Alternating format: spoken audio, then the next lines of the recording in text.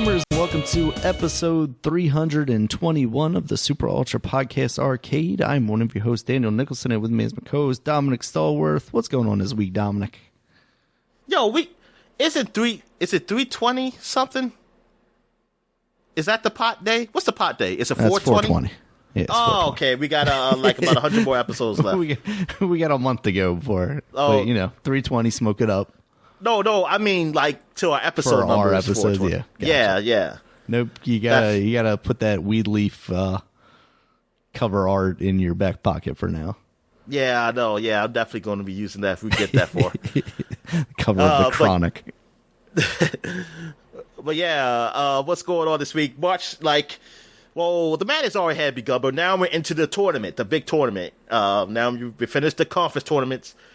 As of today is the 20th of March. So about 2 days of the tournament has already started. Everybody's in Indianapolis. I believe for the women's tournament, they are in Texas, close to the San Antonio area. Oh, okay. Because I know Alamo and stuff like that. So I think they're staying in the same area also. I'm not sure. I'm not sure for the first rounds though, because it used to be that the first rounds used to be at people's home schools, like they will host it, the higher seed. But for the women's, I'm not sure how they're doing that. But I think eventually but I think it's like the tournament's going to be in the same area. I have to look into that. They haven't started yet, as of right now as we record this podcast. But the men started. Maryland hasn't played yet. They're playing today. So I'll be watching the game. But a Maryland school did play yesterday, which was Mount St. Mary. They lost. Anyway, that's like the only Maryland school I know that's in it besides Maryland. I mean, unless you might count Georgetown, which is the same area, which I am rooting for. I'm rooting for Georgetown. I'm rooting for teams in this area. I'm also rooting for Norfolk State. The Norfolk State, because that's where some of my family members graduated from. Well, I know my dad did. And they're playing the number one seed Gonzaga, who's number one overall. So they did win their playing game to be able to play Gonzaga. So, I mean, the chances of winning is very, very, very low. Very low. But you know what? You never have a chance if you don't play them, right? So, I mean, hey, look at UMBC. They beat Virginia a few years ago. Mm-hmm. So there's always hope. But, hey, I doubt it. I doubt they win. I think their hope is just don't get blown out more than 30 points. If they don't get blown out more than 30 points, I think that's a win in my book. Yeah. That's a win in my book. Maryland, I have them losing in the first round. That's what I have them at. I have a feeling UConn is going to beat them. I mean, I hope they don't. But I think they will. So maybe, as I'm saying, like by the time you hear this, I'm either happy or sad that they lost. All depends. I gotta look at my bracket because I put it in for a contest, so I probably, for money reasons, I'm probably rooting for them to lose, but fan reasons, I want them to win. But I did more than one bracket, so I think one of my brackets I did have them win. There were some upsets, Oral Roberts. If you're a Simpsons fan, that Ned Flanders went to Oral Roberts.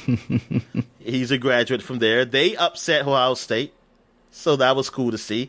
Even though it busted people brackets, like my friend, and I think my brother said even somebody had Ohio State going all the way to the championship. So that just messed everything up for that guy. But yeah. So and there was another upset too. North Texas beat, I think was it Purdue? I think it was Purdue. That was another Big Ten school. So you have some Cinderella teams happening, man. This is what happens, like these upsets. So they make this fun. They make it fun. And there's some crowds in here. Like, it's not big crowds. You got some fans. They spread out places. But so you do hear it. Like, I think Purdue had a lot of fans there because they're close. It's in Indianapolis. So they travel easier. They're probably North Texas. Plus, it's a bigger school. Yeah. But yeah, just unfortunately they lost, I guess, though. But hey, I mean, it happens. It happens in these tournaments. All right. That's all I really want to say on that. That's probably all I'll say on sports too in general. I mean, there's been some shakeups in the NFL. I know some trades and stuff happened, but I can't remember everything on top of my head, so I'm not going to go through that. Yeah. I saw Flacco somewhere now. What, say that again? I saw Flacco was, I'm not sure if it's official, but he was trying out for somebody. Oh, okay. I will mention that Drew Brees retired. He's officially retired now. Yeah, Drew Brees is officially retired, man. So he has, I believe, the completion record and the yardage record, which it looks like Tom Brady might beat those because he's still playing because he doesn't know how to just put it down. He just, God damn it, Tom, why can't you just leave? Just leave everybody alone. let somebody else win. Tom Brady, leave us alone. But yeah, Drew Brees retired. He had a great career, even though it's sullied to me. To me, it's kind of sullied because of his comments. Yeah, he maybe should have retired 2 years ago and skipped all that. He would have been a much greater quarterback. Exactly. Yeah. It's just a little disappointing. I mean, I hope he learned from that. I mean, I hope he did. But just talk about his career, though. He had a great career. I mean, the guy was a great quarterback. Yeah. Great quarterback. I mean, great story because how he started off on San Diego Chargers. Looked good up there. They had an injury, and San Diego didn't know how he's going to be. They picked up another quarterback, Phillip Rivers, who just retired also. And they picked him up, and then they traded him off to New Orleans, and he made a great career down there. He won a Super Bowl. Yeah. So, yeah. And he's helped out a lot of the area, too, during the Katrina crisis and things of that nature. I mean, the guy, I think, is an overall, like, he's seems like a good guy, but maybe some flaws in some of his things, based on, like, the statements I heard last summer. But I think he's all right, dude. But, yeah. And I think that's about it for what I can say about sports. You got anything going wrestling? Anything big news happening? Not that I can think of off the top of my head. I did watch whatchamacallit this week, AEW, but nothing big really happened there. All right, then. So I guess we get what we've been watching, which I didn't watch anything new. I know you did watch the new show, was The Falcon and the Winter Soldier. Yeah. And did you like it? Yeah, I thought the first episode is very good. If anybody's concerned about it starting off slow the way WandaVision did, it definitely does not. There's a very good action sequence that kicks off the show, and then it simmers down a little from there. So okay, so that's good. Yeah, I'll check that out. I started watching the Snyder Cut. Nice. It's broken up in chapters because it's like 4 hours. Mm-hmm. The movie's like, it's very long. So I just watched like chapter 1. And when I got chapter 2, I stopped. So I was like, oh, I'm good. Does the chapter like follow a certain character or something? Is that kind of how it's broken up, or is it different? No, it does have a title for it though. Oh, okay. Gotcha. No, it doesn't. More just like, because it starts at the beginning. If you've seen the movie, you see the movie, right? No. You never seen Justice League? Saving myself for this day, Dominic, for the Snyder Cut. Oh man! Oh, you didn't watch? You got to compare it to what the Buffy guy. I will. I'll watch this first, unsullied, and then I'll go back and be like, yeah, this is trash. Joss Whedon. Joss Whedon. Okay. The Whedon cut. Justice League, as some people are calling it, I think. Oh, really? That's what they called it? That's what I've seen it referred to on Twitter. Oh, man. I was going to say you're clever, Dad. You're a clever girl. No, I'm definitely not that clever. Clever girl. Well, I can turn a kitchen knob, yes. All right, then. I guess we can real quickly go into what we've been playing then. So, what you been playing, man? Some more Bowser's Fury, huh? Yep. Yeah, just more furries. Of that. Yeah, I recorded some of that this week. I finally activated the giant bell and had like a big kaiju battle with the big Bowser, where you turn into like flaming hair Goku Mario. And that's all right. He moves a little slow. I mean, I guess that's kind of what you expect out of like these giant sized characters, but at the same time, it just felt like I was like walking through, I don't know, marshmallow fluff or something. But yeah, for the most part, I'm having a good time with that. Some of the like ways to get cat shines, the little star equivalents are a little like, they could be a little more creative here. But for the most part, I'm having a really good time. I've expanded the area because, like, you fight Big Bowser and then he retreats a little bit and then it opens up some more islands for you to go around. And now that dinosaur thing that you can ride, the orange guy, he's in there, so I can, like, travel between the islands a lot more. Yeah, so I'm liking it. The whole, like, open worldiness of it is cool, and the just, you know, the actual islands themselves are pretty well structured. They're very small, like it's like a nice little taste of an idea. But if they expanded this into a full, like, open world Mario game, I would be very much here for that. So I'm liking it. Yeah, and also remember, for the other Mario games, people, is that Mario will be assassinated on the 31st of March, so you will not be able to play the Mario 35 or be able to buy the Triple Mario pack. Yeah. So, you remember that. Yeah. Those bastards I should play some more Mario 35 and just get a little more of a feel for that. So then I'll miss it more once it's gone. Yeah. Yeah, I did pick up the online service, so I have to keep using your name. And gotcha. Because I want to play some Mario. I want to play some Mario Maker. Mm-hmm. But I think I found a site where I could just find some good worlds to explore. Oh, nice. Because they don't have a good way of transversing through a list of the new super worlds that you can create now, because I don't know why. I don't know why they just use the same thing they use for the regular levels. Mm-hmm.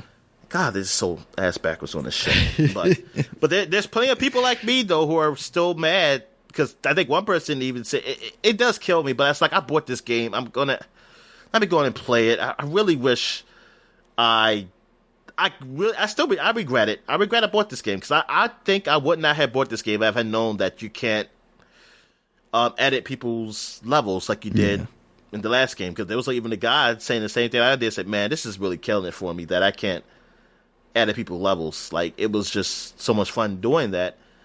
And just like somebody said, it's like, it just takes so much. It's so much harder to copy. Still, I mean, it's harder to copy now because you can't take people edit, but it's not like you could just paste that level. You can't. You still have to do a lot of work. It still takes a lot of work to do that, but I just feel like, I don't know. It didn't seem like that was a big problem, that people were just copying people levels at a certain point. At a certain point, I think it was easy to catch. But yeah, I did find a site, though, so I can see where like a Reddit site, where they have, like, people post, like, hey, these are the best worlds out there. Or people post their worlds and people rate them. And you can be like, okay, I can check these worlds out. Because I tried a few worlds and they were not good. Like, I don't think it's a good level where you make it so that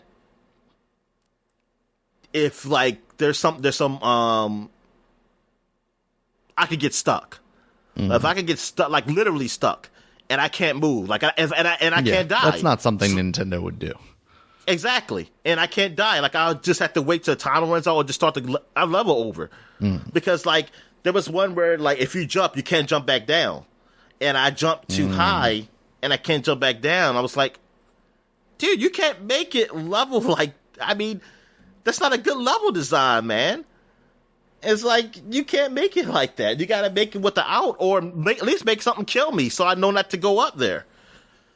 But yeah, so a few levels I had gone through that's like that, and that just frustrates me. So yeah, it's good that I found this site. So what else have I played? I forgot to mention last week, because when I was off for an awful week, so I had time. I did play Final Fantasy VII Remake. I forgot to mention that. Oh, okay. But that was like early on, though. That after we recorded, and I was like, he didn't say anything about that. But I did play some. I played through what you did in the demo, which it's stuff that they had taken out in that demo. That's not there. That is there for the original game, because there were some things that were different.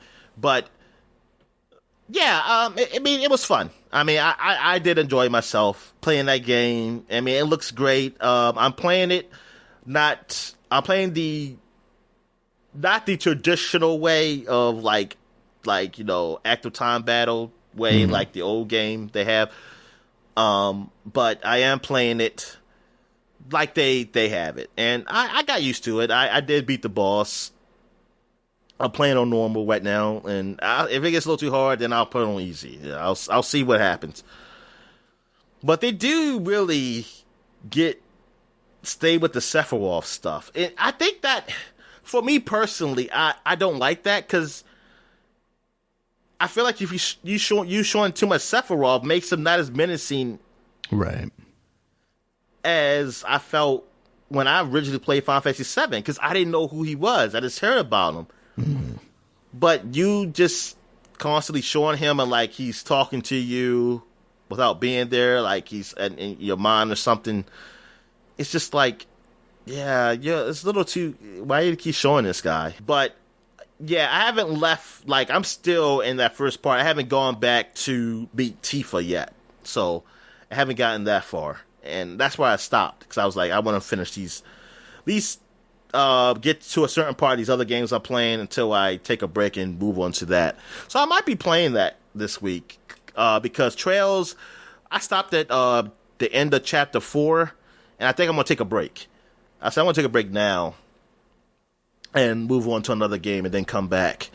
I'm just trying to think what game. I know I want to play Final Fantasy VII Remake. I usually play two big games at the same time. Hades, I don't really consider that a big game, because you can just kind of go through your runs, you come back. Right. I can do that quickly, That's just something I can just do off and on. And I went through the first run, and I did beat Hades. Oh, cool. So, but the game's not over. I'm not going to spoil it, but you'll see why you have to go back and do things again. But things have changed. Now you have this thing called, like, the Pack of Punishment, which is like you can put in modifiers that make things harder, but you get like you get your bounties, you get different bounties now, like better bounties now. And I finally learned how to modify my weapons, because I didn't know how to do it. Because I kept saying, I got this Titan blood, but I don't know how to use it. But now I figured out how to do it, to upgrade my weapons to be different, to either be stronger at what it currently is, or to change it. Like, it's the same weapon, but somewhat different. It has different abilities. So that really creates like more variety into the game and your different runs. I have to look at I'm still reading what the Pack of Punishment means, because they really made it weird. So it's like, because you can miss out on prizes if you put your punishments too high, because there's a lot of modifiers, and it's a heat level, and it's a certain heat level gauge. Like, it's a heat gauge, and it has different levels. And if they say you try to keep it low so you can get, or your next run, you get that ability. I mean, you get that bounty. But if you put it too high, you'll still get a bounty, but you'll miss out on the lower tier bounties, because you can't go back down that level. And I was thinking, like, that's weird. Why don't they just give you everything? Like, hey, I'm at this level, so you give me everything in the lower tier bounty, and give me that bounty also. That's what I thought would happen. So I'm like, I guess I missed out on a certain bounty, because I did that for the first boss. I got past it, but then I was reading about this stuff. I died, and then I read some more about the pack online to see what's the strategies, like what's a good way to go. What modifiers should I use that's not too hard, or a good difficulty or something like that. Then I read that, I was like, that is weird. I don't understand that. Why would they make it like that? So it's like, damn. Okay, so I'll just don't go as high then. I don't know. It seems a little... I don't know. It seems a little more complicated than it should be to me. That's why I feel. But other than that, I mean, the game is still all right. It's still a lot to do. There's still a lot of people to talk to, and still stories to develop that I want to see. Like, yeah, I'm still having fun with it. I also played some more Doom 93.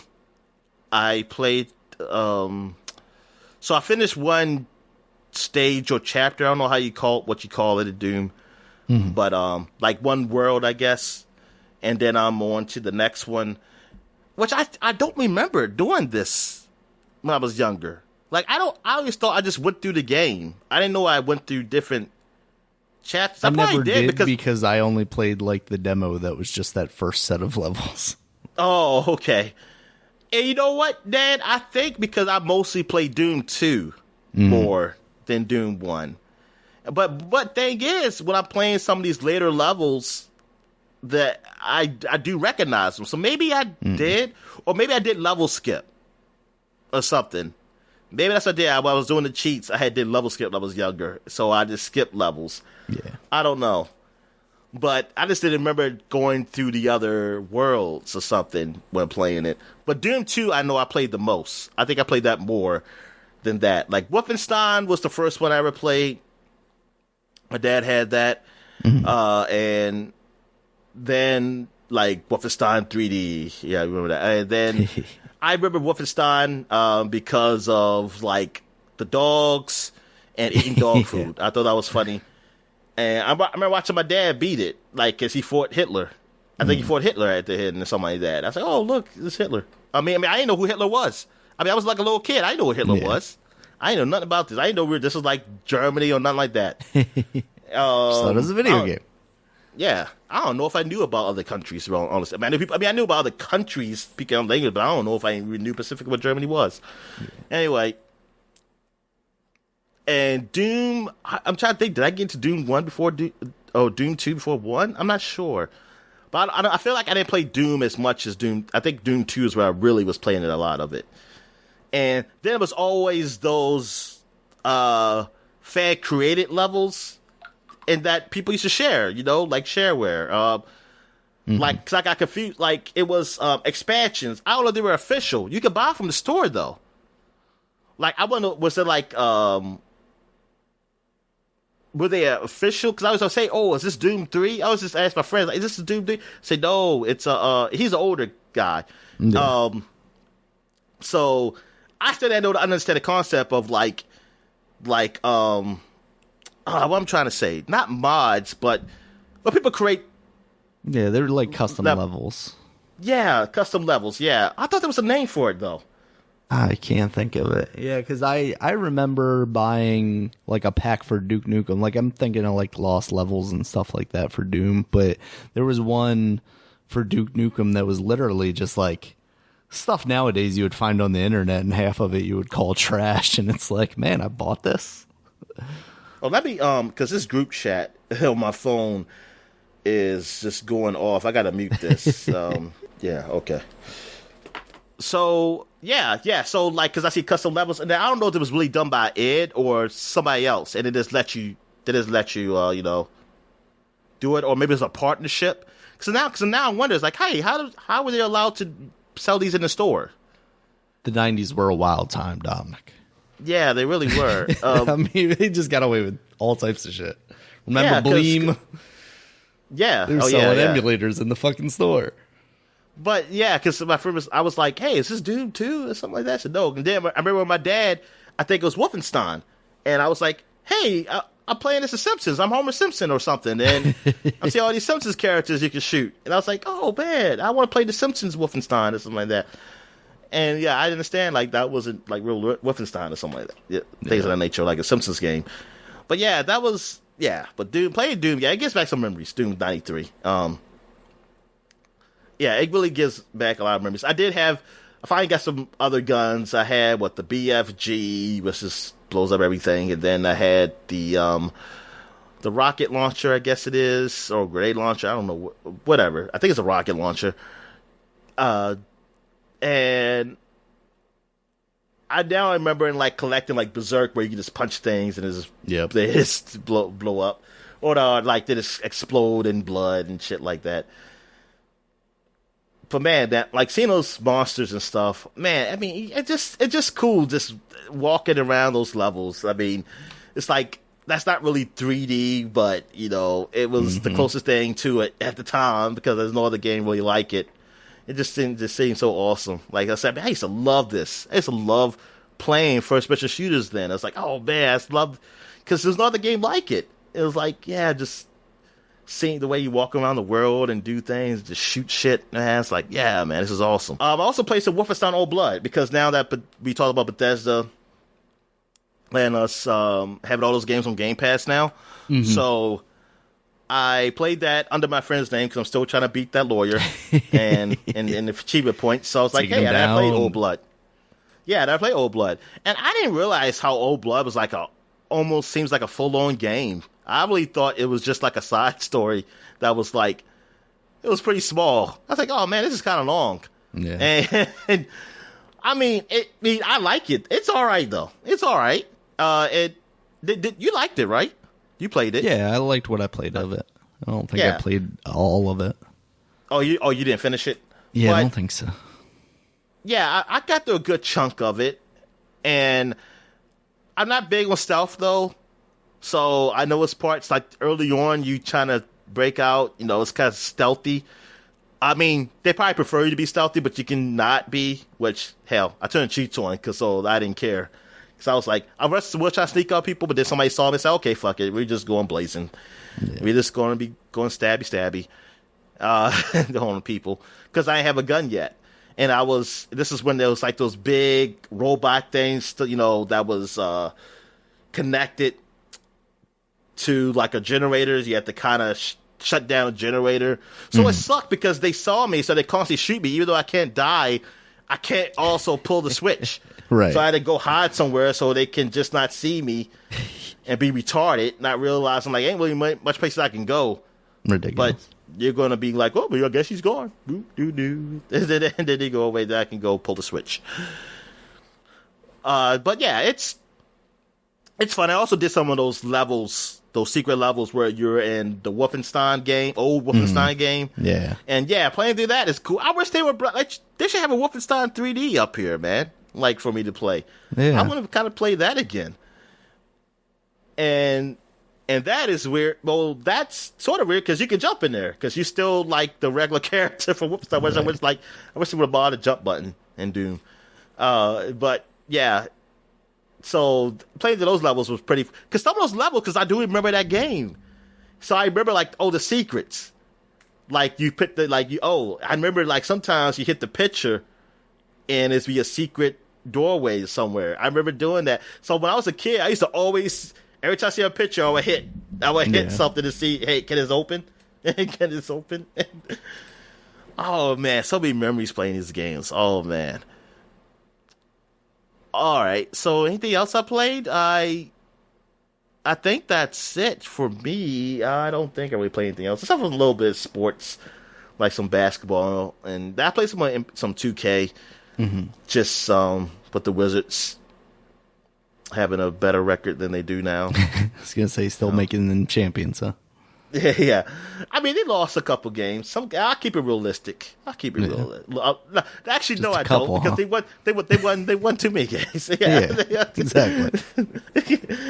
They have a winning record right now. They never did. We never had a winning record this year. I'm just still mad that they couldn't make it a 72 game season like this year. Yeah. Why they have to force the 82 game? Why can they can patch that in? I don't understand why they can't patch that in. Like I know people, they don't want to patch in to have no crowds though. It's like I don't want to live in that world. I want this to be a dystopian world where people are okay. I said nah, I want to be no crowds. Yeah. Like I want to kind of be realistic. I want to see people with masks. Exactly. And then when I see when coaches don't have that mask on, people shame them. They shame them.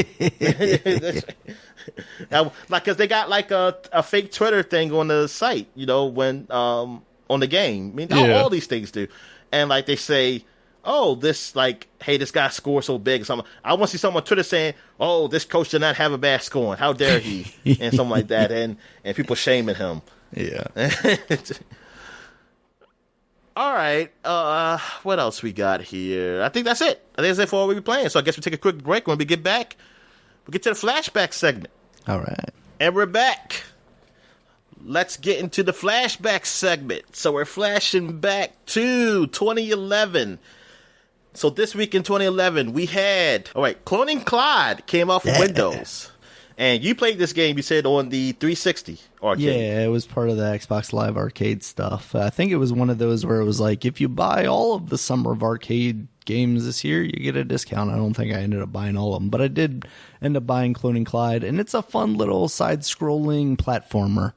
And as the title alludes to, you jump on these pads and you clone yourselves, and then there are multiple versions of you, but you're this little guy in a hospital gown running around with his butt out. I don't know why. Like, that's a memory in my head. I don't know why. I keep thinking. He had a nice ass. He had a nice ass. That's America's ass. Yeah, but it was good. It was kind of like the precursor to like a Explosion Man or something like that. I want to say it came out before that, but it was similar to something like that. Did it have like a Play-Doh kind of look to it? It was very just very simplistic, not quite like Flash looking. I want to say maybe it did have like a 3D element that I could see you saying like a Play-Doh look to it. Let's see. It's been a while since I played it. Oh yeah.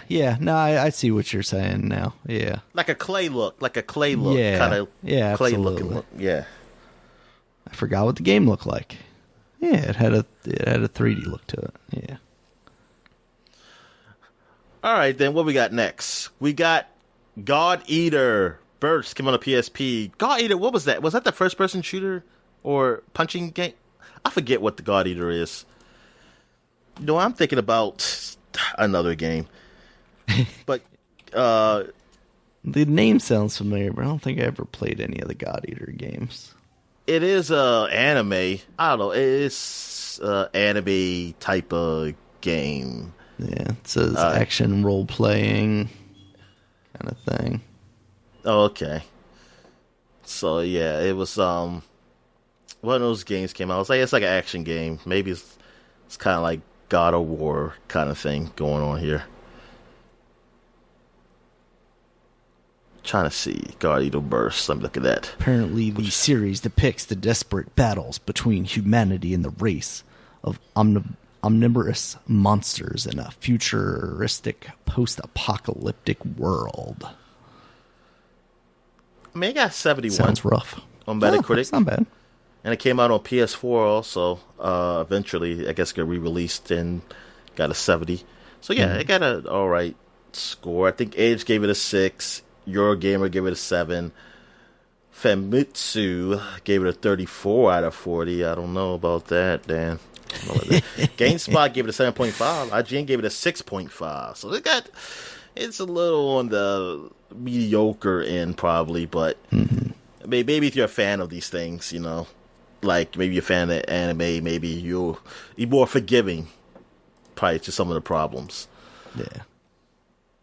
All right, what we got here? Hard Corpse Uprising came out PS3. I know this title. Yeah, that sounds familiar. Yes, I've seen this. Oh yeah, I think we talked about this when it released on something else, like a couple. Yeah, weeks ago, it came later. Yeah, it looks like a action side-scrolling game, but modern, and it has anime look to it. I like the cartoon there. Okay, so that's why. Yeah, exactly. Yeah, that's why it looks pretty good. Mm-hmm. And what did it get rated? What they got here? Metacritic. They gave it 75 on the 360 and 76 on the PS3. Why did I get 1 point higher? You know why? Why is that? Japan. Yes. All right. So what else we got here? We got Homefront, Dan. This is a big week. Homefront came out. Was this game hyped? Was this game hyped up? I think there was a little bit of hype behind it. Yeah. It got like round 7s. I remember when it came out. Yeah. Like it wasn't great, but it wasn't horrible. Some people probably thought it was horrible, but it wasn't. But it was like mediocre. It's like around 7s, like average, basically. The horrible one came later. I'm trying to think. I think I played a little of it. I don't know if there was a demo. Was there a demo for this? Maybe that's what I played it. I don't know how I played it. I want to say there was a demo of it. Yeah, because I remember playing some of it. Yeah. But Yeah, I mean, it's supposed to have a nice story to it because, like, the Koreans took over. I know that was a little controversial. They couldn't sell it in South Korea because it made it like they were taken over by North Korea. They couldn't bring their propaganda down, scare people. Like, oh no, we're going to be taken over. And in Japan, they changed it. They didn't even have the name North Korea. They had Northern Asian Province that was doing something. That's how. Because we can't put two and two together there. And name those names. I mean, it seemed like when I played of it, seemed like it was okay, but nothing really special or anything. Mm-hmm. But it's supposed to have like different. I think it had different endings. I think there was like choices you could make in that game, I believe, or was that something they took out? I forget. I remember that was a thing. Yeah, it got us like a 70, 71, 69, and 68 on game rankings, a 70 on Metacritic. All right, let's see. It says that the antagonist in Home Front was originally intended to be a communist Chinese, but were later replaced by the unified Korea for two reasons. Oh, the unified Korea. Oh, man. The risk of possible backlash by the Chinese Ministry of Culture and the reality of economic interdependence between America and China that made the Chinese not that scary, according to Tai Kim, a former CIA told them, field agent and consultant for the gang's backstory. Kim said, "We went to a very rigorous academic research process to make sure to not only look at North Korea's current state, but to look at historical examples, how things could parallel and turn events. History repeats itself. From today to the day the invasion starts in the game. If you combine everything, the odds are very similar. The odds are very, very slim. I'm sorry.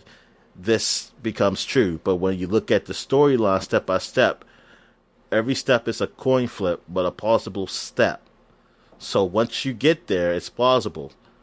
And from there, the next step is plausible as well. Even though the whole thing is fictional, it comes with plausible baby steps." Okay, my fault. I misread that. I misread that. It's like he was doing choices. He was just talking about how he did the story. Well, okay. Yeah, and of course there was controversy with that too, but it's not as bad as Chinese because, hey, not as bad it will be with China, though. You'd rather have those problems with South Korea than have problems with China. Yeah, exactly. Yeah. So what else we got here? I am on the wrong one. Okay. We got, I'm not going to do that game either. Okami, which is, there's that baby Okami. I believe little so, puppy, yeah. Little puppy Okami that came on Nintendo DS. I never played this one. Have you ever played it? No, I never played this one either. Yeah, and you still got to play Okami. Yep. And you bought it. You bought that game twice, Daniel. Twice. On the 2 times. PS2 and on the Switch. Yep. Support the creators, Dominic. That's what I did. Yeah, that's what you said. I was supporting them, even though I didn't play the game. I beat the game for you, though, on the PS2 day. Awesome. But yeah, I do want to play it again on Switch, but I don't know. I don't know why I could. It's just so hard for me to just stick with a game up there. Mm-hmm. I just gotta force myself, because then it's like, oh, I can play something else that I never played before. All right, but yeah, Commodore never touched, but I think it got decent reviews, if I remember. I never heard anything horrible about it. No, yeah, I think people liked it mostly. Yeah, it looks like 8's somewhere around there. Metacritic's got an 82 on it. Oh, look how cute that puppy is, Daniel. Oh, he is adorable. I think it's a she. She is adorable. They are adorable. I don't see a penis. All right, so it's just, all right. Slam Boat Scrappers came out over the PlayStation Network. I probably should have said this game either, because now I got to go look it up. Because I don't know what this is. Came from Firehose Games. Apparently, players control characters who fight enemies in a beat-em-up style and build towers to destroy other players. Yeah, I'm trying to look at this this trailer here. Looks like a Tetris. It looks like really? it's Not what I was expecting. And they're floating. It's like they're fighting things and putting Tetris blocks down. It's like a puzzle. Yeah, it's like a puzzle shooter Oh, yeah, look at that. That's weird. kind of game. That is way too many things to be doing at the same time, Dominic. Yeah, what Meta? It got a 6 out of 10 on Steam. I know that. So it probably wasn't great, but it's unique. It is unique. All right, Top Spin 4 came out. Now, I wonder how many more Top Spins came, because I haven't seen a Top Spin game in a while. It came out for all the systems, all the consoles anyway. PS3, Xbox 360, and the Wii at the time. And that's a tennis game, if you don't know. And it was an alright tennis game, but I don't know of how this one was received. But I remember seeing Top Spin. Is this the Sega one? I want to say that's right. Yeah, let's see. Top Spin. Yeah, well, I think it used to be Sega's 2K now. Yeah, well, it's 2K, and 2K was, part of what Sega. But yeah, I guess they let them have the Top Spin name, or maybe they always had it, and then they corporately acquired it. Yeah. So yeah, it's it had Serena, Nadal, and oh man, what is his name? What's his name, Daniel? Probably the best one. Damn, Federer. Oh, okay. Come on, man. You should know your tennis players, Daniel. I don't know my tennis players. I know that's Serena. You just know McEnroe. If I saw him, I would probably go, yeah, that's McEnroe. All right, so what else I got here? Oh, man, I left the page because I went to look for Top Spin. All right, I'm here now. We got Total War Shogun 2 was released 10 years ago. This is one of those Total War games, those strategy games I used to always just like seeing, when there's a whole bunch of people just fighting a war, You see all these little people come in. Ones that they use on the History Channel for their replays. Yeah, it's like, oh, man. I always wanted to play those games, and I finally did play them, and they're all right. I finally had a computer to run it. That's the thing. I always saw it, but I was like, oh, I have no computer to have all those little men just running around. It'll probably be slow as shit. Yeah. But yeah, Shogun is the what is that? That's Japan, right? Feudal Japan. So.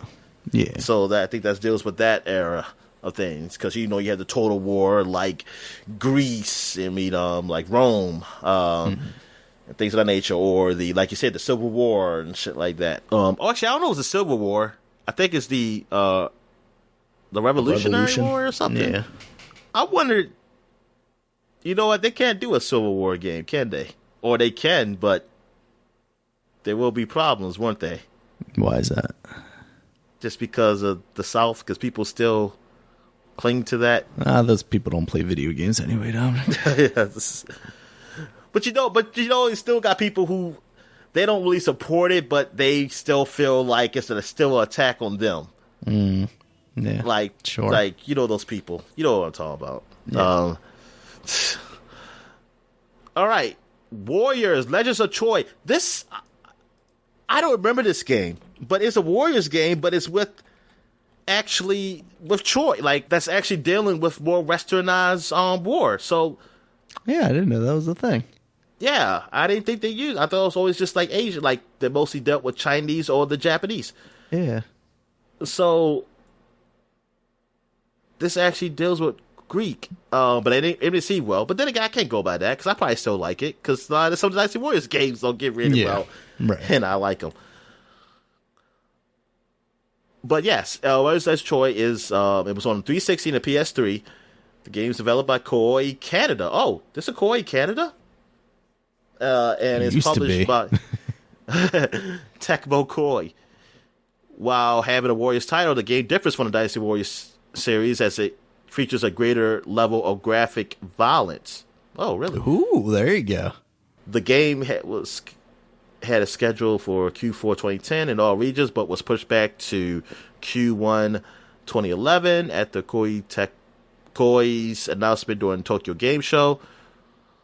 On the 25th, the Xbox 360 logo was removed from the North American website, leading to rumors that the console's version of the game would be canceled in North America. It was listed as a PS3 exclusive in that region, with the 360 version scheduled in late 2011.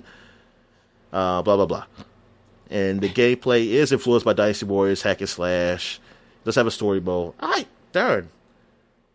Maybe it just didn't sell well. Okay, reception. This got 44% on Metacritic. IGN awarded a 6.0 out of 10. I think that's pretty good for a Warriors game.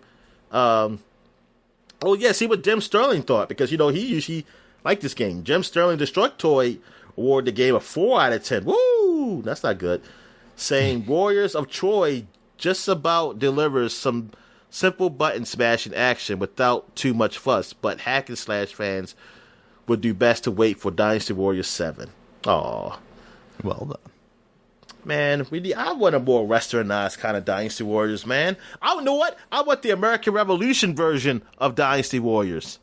With, you got, super powered up George Washington and, all those other generals and stuff I don't know the names of. But, but yeah, you just got, that's how I learned, Daniel. That's how I learned their names. It's like I learned about the Han Dynasty and all that shit. Mm-hmm. But yeah, I just want something like just some weird version, just the super powered things in that nature, and you just beat up American or British soldiers or something like that, and just something crazy, or like the French Revolution or something, or when what was it, French and British War or something like that, some war I just don't really know a lot of history of. Yeah. Tell me about the Baltics. Tell me about the Australian War. Australian fighting the kangaroos. People versus the kangaroos. Like that. Yeah. That's how they took the land from the kangaroos. All right, where am I at, Daniel? Because I'm lost. Okay, I got it. Yep. Yakuza 4 came out 10 years ago on the PS3. I'm still working my way through 3. I'll have to get back into that one day. And also, Dance on Broadway came on PS3. I did not know that was a thing. I'm guessing maybe, is it a Dance Revolution with Broadway musicals? I bet that's expensive to have those songs. It looks that way. It's got All That Jazz and Fame, Time Warp. Oh, man. Dance. Oh, no, it's not Dance. It's a Just Dance. Is it Just Dance, guys? Yeah, okay. Yeah, it really is. Yeah, but I guess... But unfortunately, Broadway fans don't play video games, so maybe that's why they stopped. Oh, hold on. Yeah. Okay. Yeah, I'm seeing that. Look at that, man. Do they got cats? I think that's cats right there, right? I'm not seeing cats in this list. They look like bunny. Actually, they look like, I don't know what these girls are. They have bunny hats on or something. They got Chicago Hair, Legally Blonde, which I guess is one of the newer ones they got on there. Legally Blonde was a musical too? Yeah. Hairspray, that one. Yeah, I know Dream Hairspray. Girls, that's your favorite one. Fame. I don't know. Did I ever see the Hairspray movie? I don't know. You kept telling me oh, I'm a fan because my teacher was a big fan of the creator or whatever because he's from Baltimore. Yeah, John Waters, my art teacher, was. I don't know if did I say I was a fan? I don't know. Maybe the way you were talking about it, you sound like you were. I didn't mean. Look. I don't have a problem with that, Daniel. Don't be shamed. No, I'm really just trying to think if I actually saw Hairspray. I want to say I probably rented it from Netflix back when it was like a disc-based service.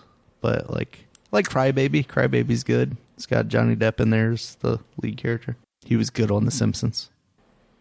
That is it for March. Not March, I'm sorry, for 2011. So now we're going back 20 years to 2001. I remember what year it is because I'm trying to get back to the page because I accidentally left this page again. All right.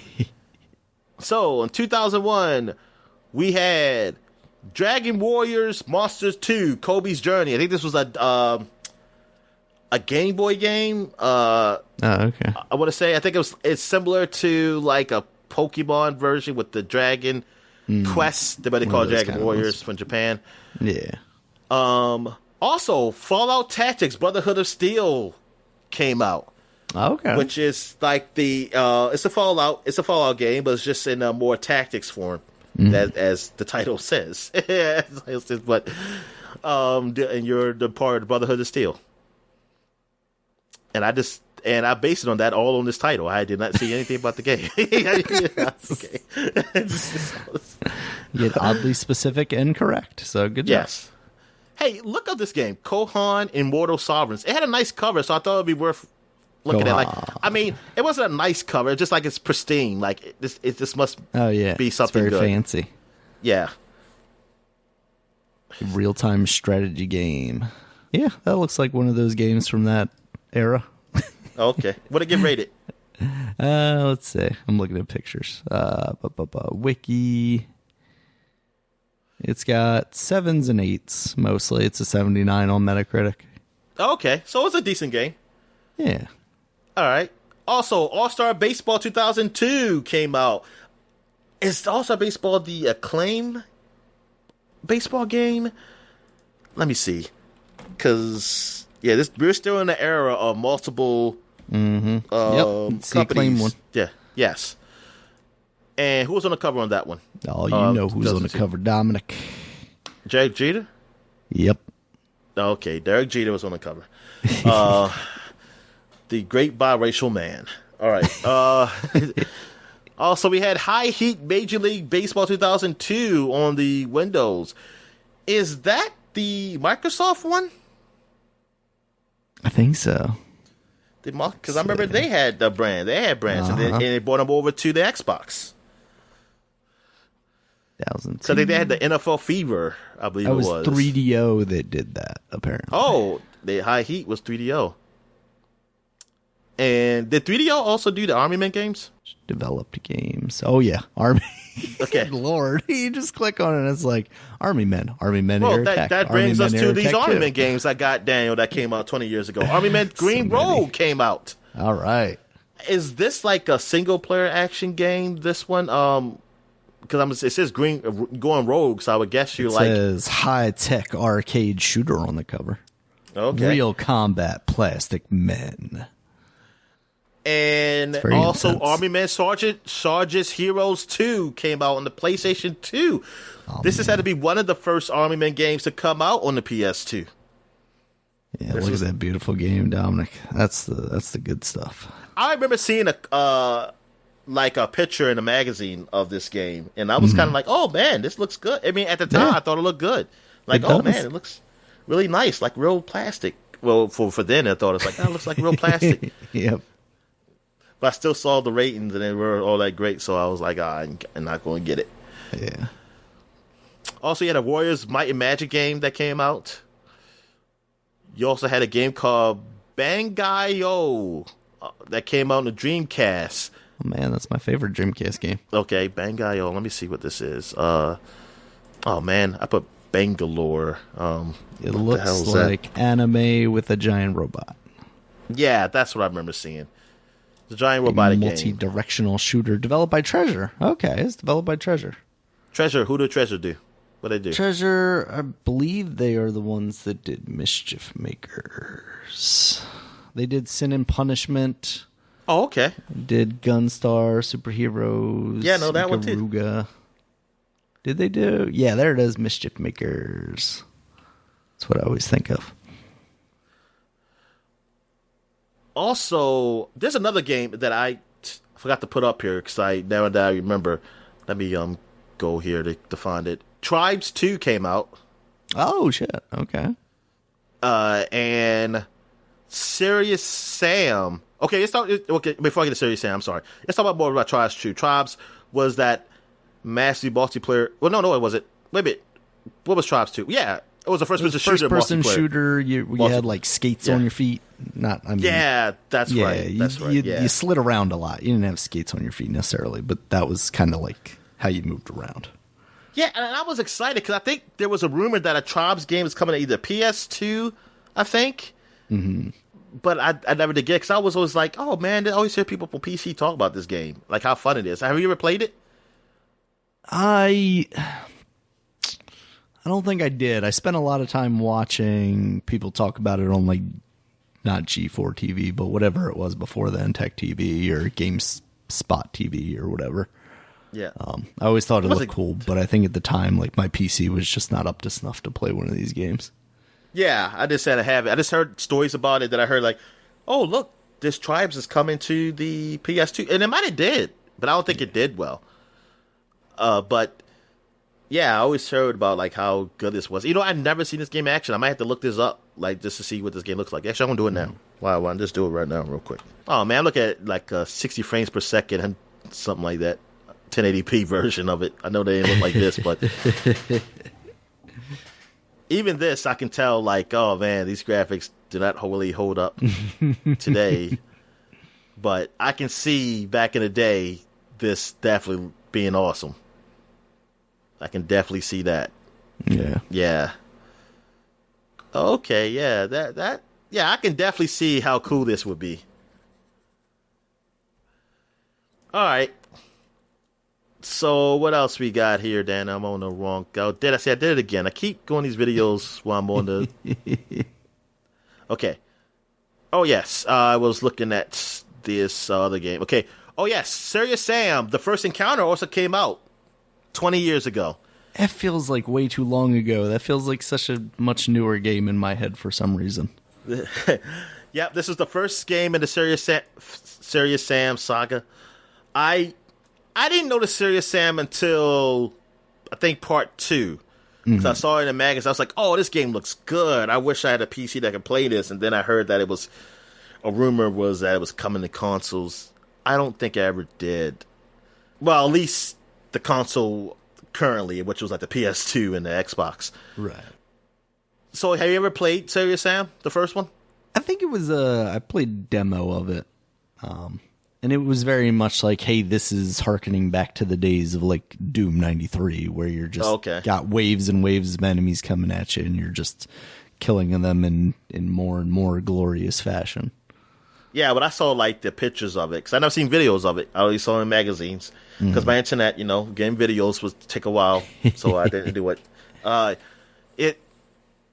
Yeah, man. I mean, they look good. I was like, oh man, like I said, I didn't really see it really to 2, but even then, I was like, man, I want to play the first-person shooter that looked this good, man. I was like, I want to play something like this.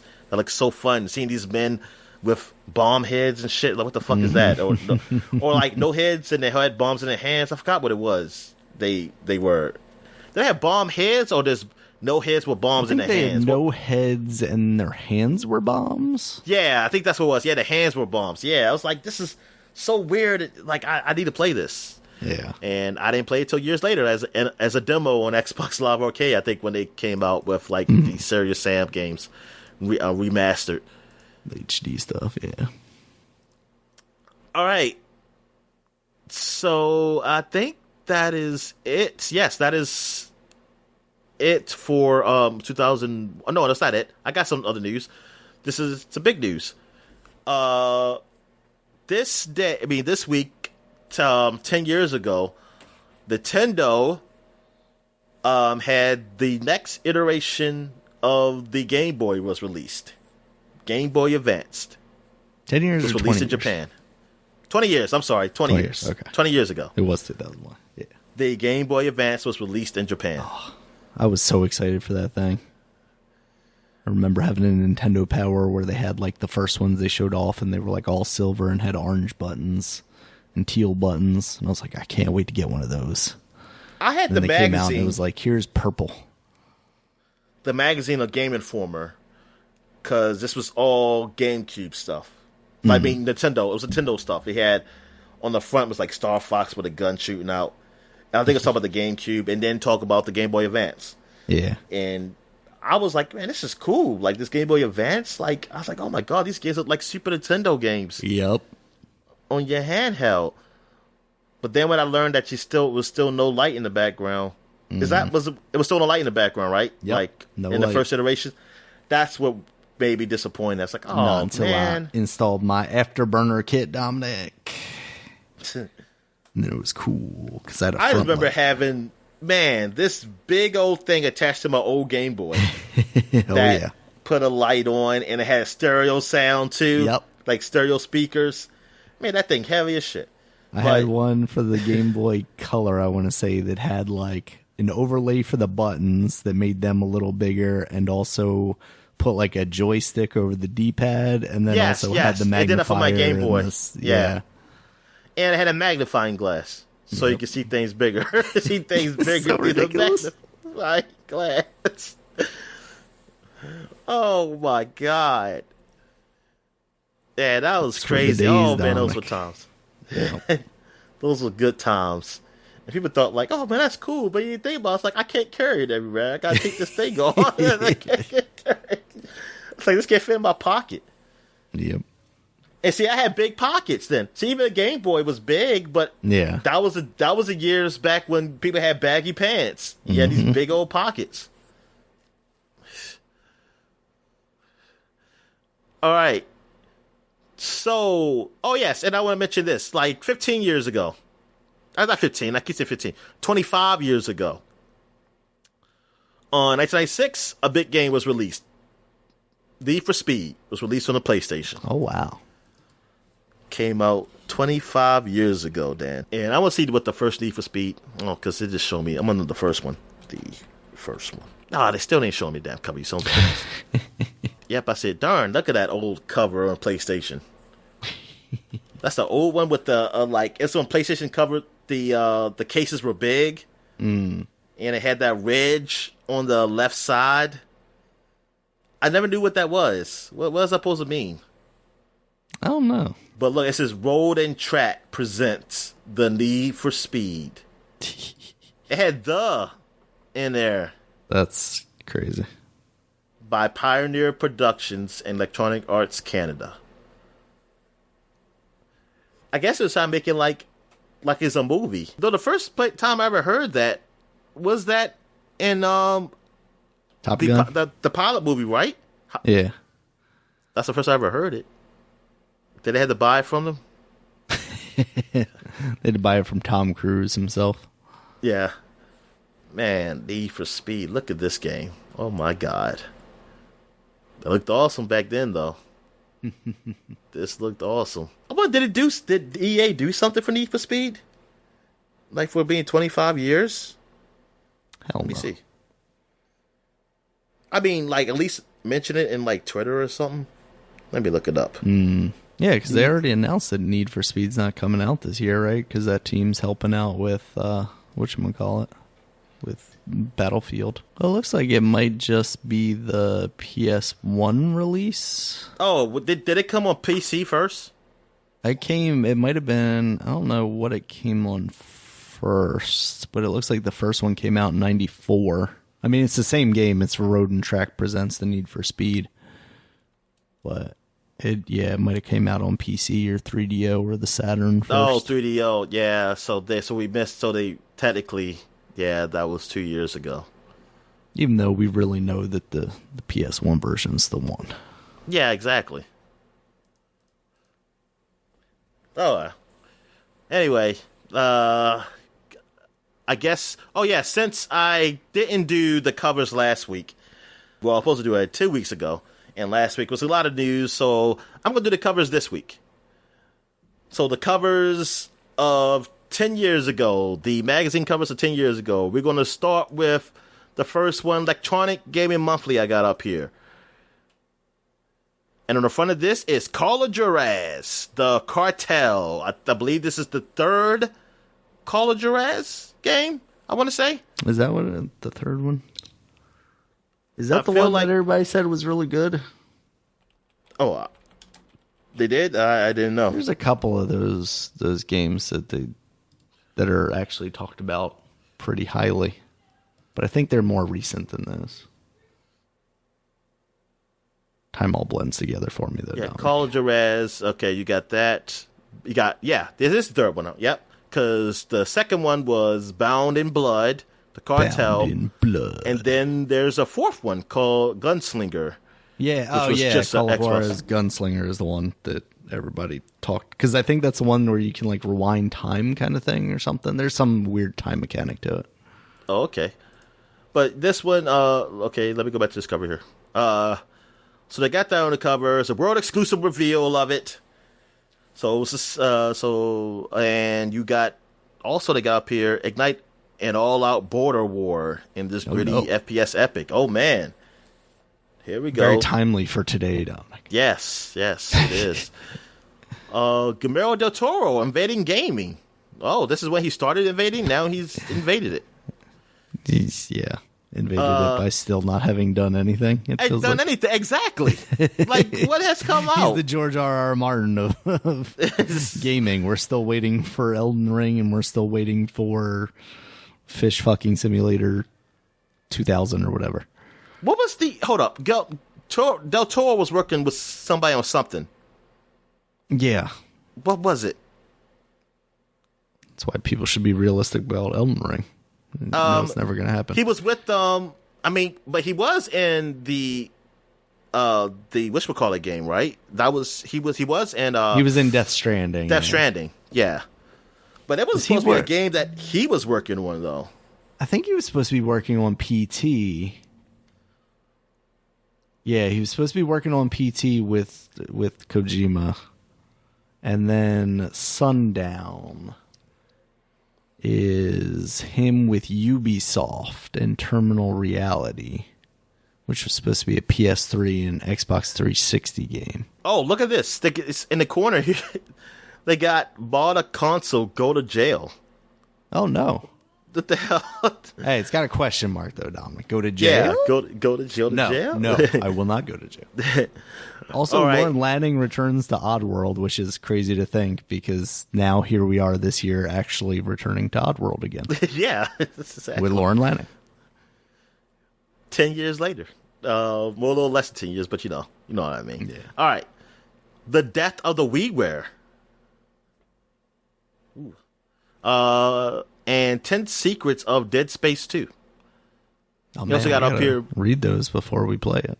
Yeah. Marvel's vs. Capcom 3, Silent Hill Downpour, Uncharted 3, Drake's Deception, BioShock Infinite, and Thor, God of Thunder. That's not real. Was that a... What is that game? Is that based on the comic book? Did that game even come out? That's got to be a thing that's like based on... Oh, no. It's based on the movie, Dominic. Oh, shit. When did the movie come out? I don't know, but this came out in April of 2011.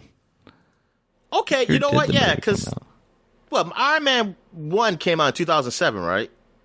That sounds right. Yeah, so, I guess that's reasonable. Darn, Daniel, that's a long time ago now. It is. Oh, God. That's a long time ago. Man, so, yeah, that's right. They were still doing... And I guess they just stopped. They said, no, we're not doing more movie games. Yep. And it was made by Sega, too, so... Yeah, because they did the Iron Man 1 and 2 games. Mm-hmm. They didn't do a Captain America game, though. There was a Captain America game. I don't remember who made it, though, if it was Sega or not, because I think people actually liked that game. But I didn't think it was a Captain America game based on a movie, though. Movie game. Yeah, Captain America, Super Soldier. Also it was made by 2011. Sega. It was made... Oh, they did do one. Okay. So they did all... they did the main 3. Yeah. And it's in 3D, Dan. You can get it. Heck yeah. I'm excited. I wonder if I can buy that digitally off the eShop. All right. So my next one I got here, Daniel, is Nintendo Power. With Ryu on the front here and all the other Street Fighter for the Street Fighter 4 3D edition for the 3DS. Oh, man. Yep, it's a Nintendo 3DS launch special. You also got Ridge Racer 3D. Look at that. Ridge Racer still launching with these consoles. The Legend of Zelda. Ocarina of Time 3D. Kid Icarus Uprising. Dead or Alive Dimensions. Yeah. Oh, yeah. You can see those Dead or boobies Alive, in 3D, finally. baby. Yep. Finally coming. And the 2010 Nintendo Power Awards. See, they knew, Dominic. You do the year after. Like the Oscars. Once you're into the next year. Exactly. Yeah, the Oscars about to come up. All right. So what else we got here? We got Game Informer. They had Battlefield 3. Came out 10 years ago, man. And they had Battlefield 3 on the cover, armed with the new engine. DICE sets its sights on Call of Duty. Yeah, they took it down, Daniel. That's not it. As Call of Duty had, between each Battlefield, Call of Duty had like 4 games or something like that. Sure feels that way. What else we got here? Xbox Magazine. They got Crysis 2 on the cover, exclusive. What do you say? The official magazine? Yes, the official one. I don't know the unofficial Xbox Magazine. I don't have that one. But they got the Crysis 2 guy up here doing Crysis stuff. And be the ultimate weapon. Why multiplayer will blow you away. And the weirdest Xbox games. They got the Catherine girl up there. I guess it's Definitely finally coming to game. Xbox. It was on PS3, I believe, first. Mm-hmm. Also, they got Marvel vs. Capcom 3, the Epic Superhero Slugfest reviewed, Portal 2, we tackled the smartest game on Xbox, and plus 23 ways to kick ass, and Black Ops, Dead Space 2, and more, and Tomb Raider, Dragon Age 2, SSX. Crysis 2, man, that was a fun game. I liked it. Yeah, I like Crysis too. Give you more options to go around. And then Crysis 3 I never really got. Yeah, I never got into. Yeah, I think I played some of it and I stopped. Mm-hmm. That was the year of the bow and arrow. Yeah, exactly. All right, the official PlayStation magazine, the official one. We got the world exclusive review of Killzone 3. The sharpest shooter on PS3 has arrived. That's what it says. Hands-on MotorStorm Apocalypse. Was there another MotorStorm between that and the first one? Oh, this is the sequel. Know. I mean, besides like a Arctic PSP one. game. Don't count the PSP game or anything. Or Beat or whatever. I don't remember. I don't remember the timeline of them. You know what? Because there was an Arctic one. Was that the PSP one, though? That's what I'm trying to think. If that one was the Arctic one or the PSP one or came later. Ported it over to the PS3. Because I feel like they did do that. They started doing that, like pouring over the PSP, some of the PSP games. Let's see. MotorStorm RC, which I think is the Vita one. Yeah, because I like that one. That was a lot of fun. Apocalypse. Arctic Edge was 2009, and that came on... Yeah, that was the PSP one that then came on the PlayStation 2. Yeah. So this is probably the real sequel that's actually built for the PS3. And you have Superhero Showdown, which cape will rule your PS3. I don't know what they are. It's like Arkham, maybe Batman or something. Or well, there's also the Marvel Pacific games. Rift. Say that again? That was also on the PSP. Pacific Rift, sorry, on MotorStorm. Oh, okay. That came out in 2008. And they also got Marvel vs. Capcom 3 reviewed on it. Nobody wants that. Also got Elder Scrolls 5 Journey. Oh, they're talking about Elder Scrolls 5, man. Ooh. Can't wait for that game. And Uncharted 3 also. And, no, my fault. They talk about Elder Scrolls 5 and Journey. That's what it is. Journey, the other game. Okay. Because now that I see Uncharted 3, I was like, it's not Uncharted 3 Tactics Org. It's like, what the hell is that? It's like, Gotcha. all right. So that is it for 2011 for my cover. Let's pick 5 of them. I think I did all of them. I think that was all of them, right? Yeah. So now we're going to 2001. We're going 20 years. See what the hell they got up here. The first one we got is Next Gen Magazine. They got, look at that. Snake pointing a gun at you, about to shoot you in the face. Metal Gear Solid 2. We played it. It rocks. Oh, don't have to read the magazine then. Because you just told me what it is. Exactly. 113 exclusive screens to tell the story. Good God. Look at all the It's screens. all the screens, Dominic. If you put them together, you can make a flip book, so it actually shows you a video. Also, you got start your own game company, and it's your experts tell you how. I should have read that so many years ago. We missed out, Daniel. Could have started. I want to know who read this, and today actually became they said, we saw this company because I read Next Gen magazine, and they had this article in there, how to start your own game company, and here I am today. Yeah, I'd believe it. Devil May Cry, Blood Omen 2, and Final Fantasy X. And we will always mention this. We mentioned this. Like, we want to see like a remaster or something of the Blood Omen or the Kane series, you know? Just because it seemed like there's a lot of story there. Yeah. And it's the woman who wrote Uncharted, right? That did the story for those Legacy of Kain and those Blood Omen games. Yeah, I believe it was. Yeah, I can't think of her name right now. And I was saying, like, because I missed out. I feel like I missed out on a series like that. And I think my cousin, he was playing, because he was telling me that you should play this game now. I was like, I ain't playing it. I'll stick with my Metal Gear Solid 2. Thank you very much. Pretty much. And plus, I was mad because he boo-hooed me because I said I'll use cheats in my games. And he said, "Oh man, see, I don't use cheats, man. I play like a real playing or something like that." I said, "Oh, okay, you son of a bitch." Also, they reviewed Alice, the Bouncer, and Sonic Shuffle. Oh yeah, I gotta know how they feel about Sonic Shuffle. Is it better than Mario Party? Of course. Also, the Xbox threat is real. Oh no. Xbox threatened? What they say? What they do? First looks at Munch's Odyssey of Malice. Oh yeah, those the Xbox killers. I mean, they killed the PlayStation 2 games. Munch's Odyssey and also Malice. Killed the Xbox. Even though Malice ended up coming on PlayStation 2 and Xbox at the same time, years later.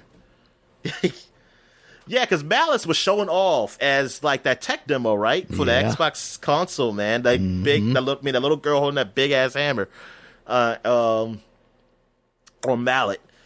And it looked good. I mean, from the screenshots I saw of the game, like I used to be like, "Oh, look, the shadows." That was a big deal back then. Shadows were a big deal. I was like, "Look at the shadow of her, and then the mallet and stuff." And it was like, man, the Xbox, man. I was getting a little jealous, Daniel. I was getting jealous and scared. Like, are they really gonna beat? That was the threat. Sony? Dominic. Are they gonna beat Sony? And then I was relieved. And I said, "Oh, thank God, they're not that big of a threat." Sony killed them, even though they had a more powerful system. All right, so what we got here? We got Electronic Gaming Monthly, Daniel. I had this magazine. This is the magazine, Electronic Game Monthly, with Sonic face on the cover, and his eyes. You see the reflections of, I want to say, Phantasy Star characters. Yep. Yeah, I believe they are. Phantasy Star Yes. guys. It says Fantasy Sonic Team Special. This is Sonic Team Special magazine. Fantasy Star Online, exclusive review, and online survival guide. Plus Sonic Adventure 2. This is a nice cover. I mean, that's cool how they did that cover. And also, look at the camera. Look at the corner. It looked like somebody bit into the magazine. It says first Xbox previews inside. See, that's why it's a threat, Dominic. It'll eat your magazine.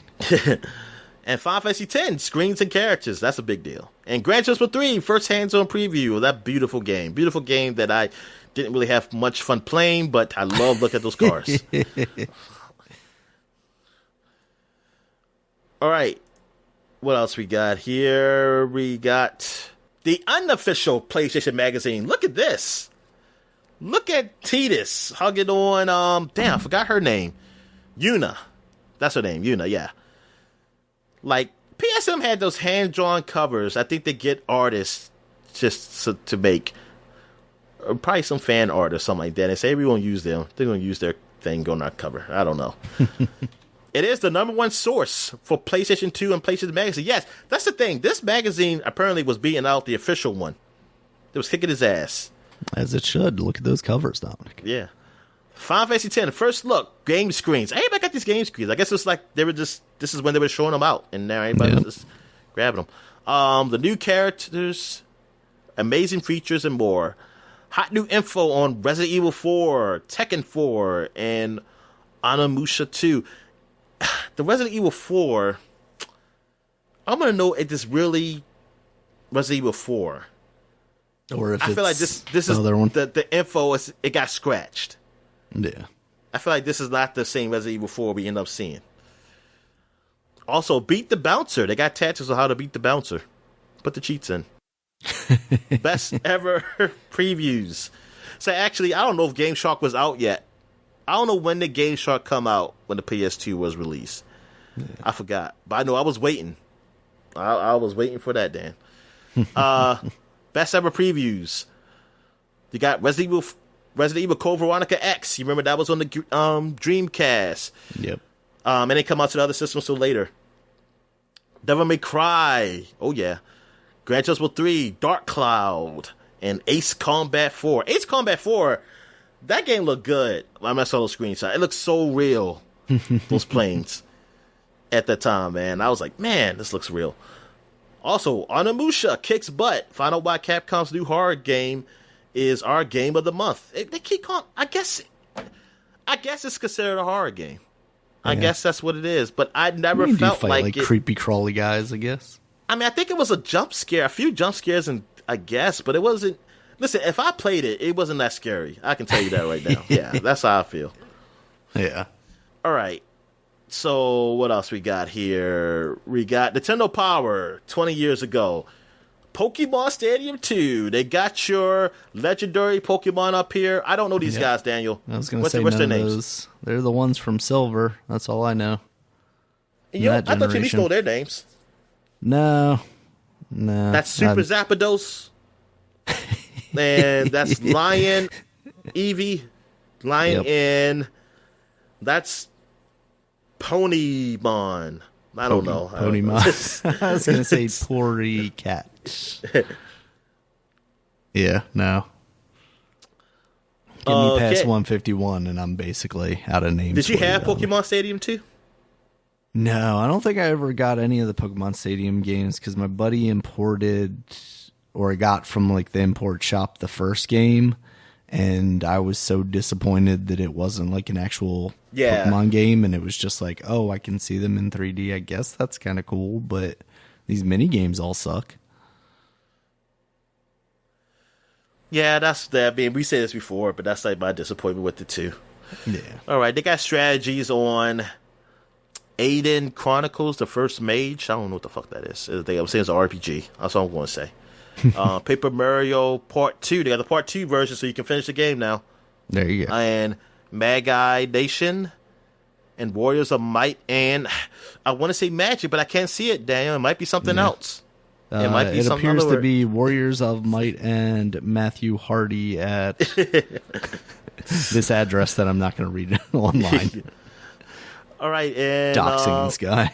Also, it says Mickey Speedway USA for the Game Boy Color, and Scooby Doo Classic Creep Capers. I feel like we talked about that before. Yeah. And preview of the new Zelda games. Heck yeah. I wonder what games were they? Have been. Back then, 20 years ago, was that the Seasons games? That's what I was thinking. 21 Zelda games.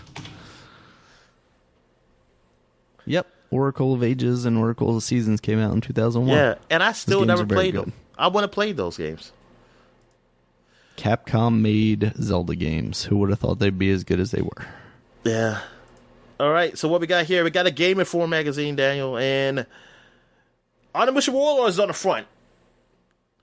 Everything you wanted to know. Look behind the scenes. Complete walkthrough and the first review. How did they know it's everything I wanted? Also exclusive, Grand Theft Auto 3 revealed. Oh, man.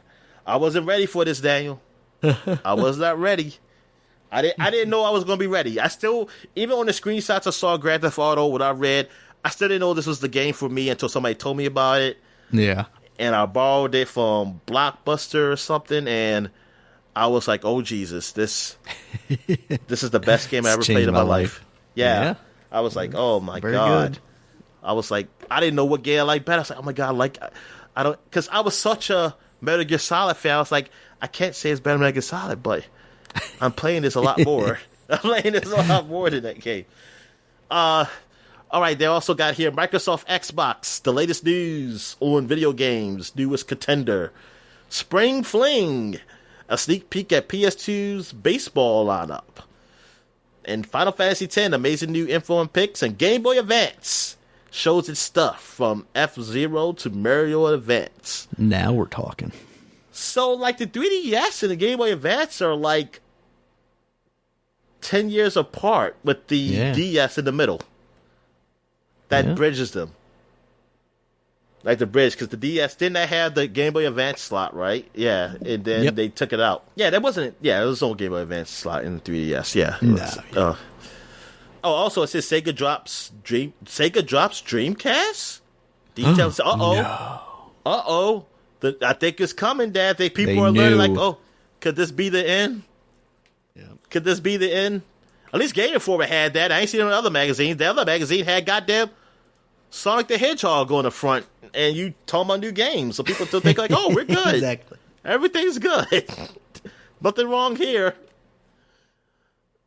I do have 2 more covers I want to show that goes back 25 years to 1996. Game Informer, 1996. Gotcha. March 1996. On the cover, they had Resident Evil. The original Resident Evil was on the cover, Dan. Oh yeah, look at that. This is with right Jill Valentine and Chris Redfield, and I think that's Barry, the master of Barry. Unlocking. Jill is the master of unlocking. Oh yeah, that's right. He said he's the master of unlocking. Yeah. The little girl. It's like I don't know what she's not a little girl, but what is her name? I don't remember. I forgot her name, but she had a game. Resident Evil 0. Oh right, okay. And then you have Wesker. Yeah, Wesker, I think. Yeah. Yep. But they know he was super badass and he could do matrix moves and shit like that. And then you got the zombie right in the background. Resident Evil, prepare for the adventure of a lifetime, and it was. I did not expect this game to be what it was. It was terrifying at the time for me.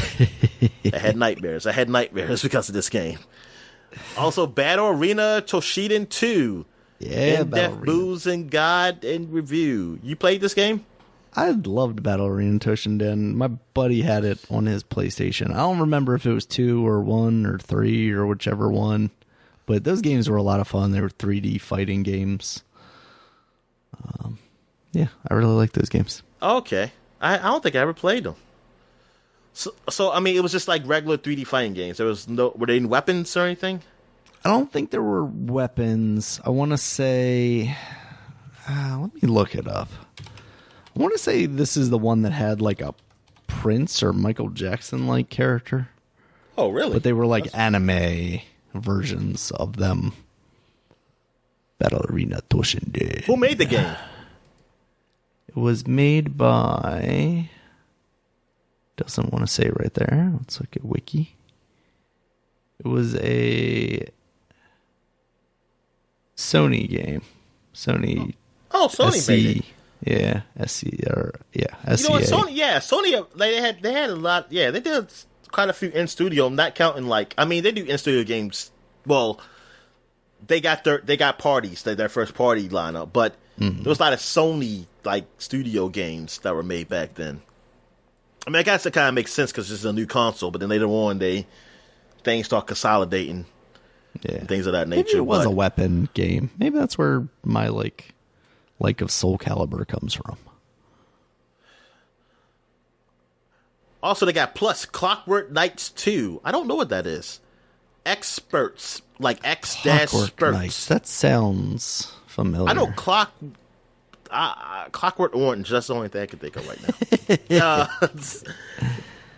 It's got a game called Experts with like an X-Spurts. That's how I spell it. Magic Carpet and Interplays VR Sports Line. VR? What the hell? What are they talking about? Part of the freaking Game Boy thing. I was about to say. Called? Let me see this. I gotta look this up. Let's play some soccer games. VR Soccer 1996. Then look, I'm looking at it now. It's just like 3D soccer. It's not really VR. Oh, it's one of those types of thing. Yeah. Back when we used to call everything VR that was in 3 dimensions. Yeah. That's all it is. I mean, hey, for 96, this looks great. Yeah. Look at that crowd. All flat and everything.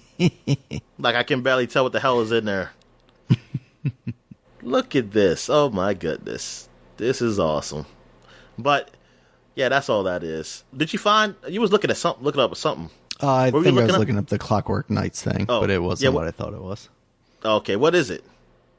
It's, I don't know, like weird cartoony looking thing. Oh, okay. I close that page. And then I was hoping you look up experts too. Oh, they have in the corner Killer Instinct 2 and Ultimate Mortal Kombat 3 showing up here. Oh, we'll get to Killer Instinct, all right. You should look up experts because this cover is weird. Okay, let me see this. Apparently, it's a side-scrolling fighting game. Video game. It's on the Genesis? What the hell is this? See? Like, it has this woman.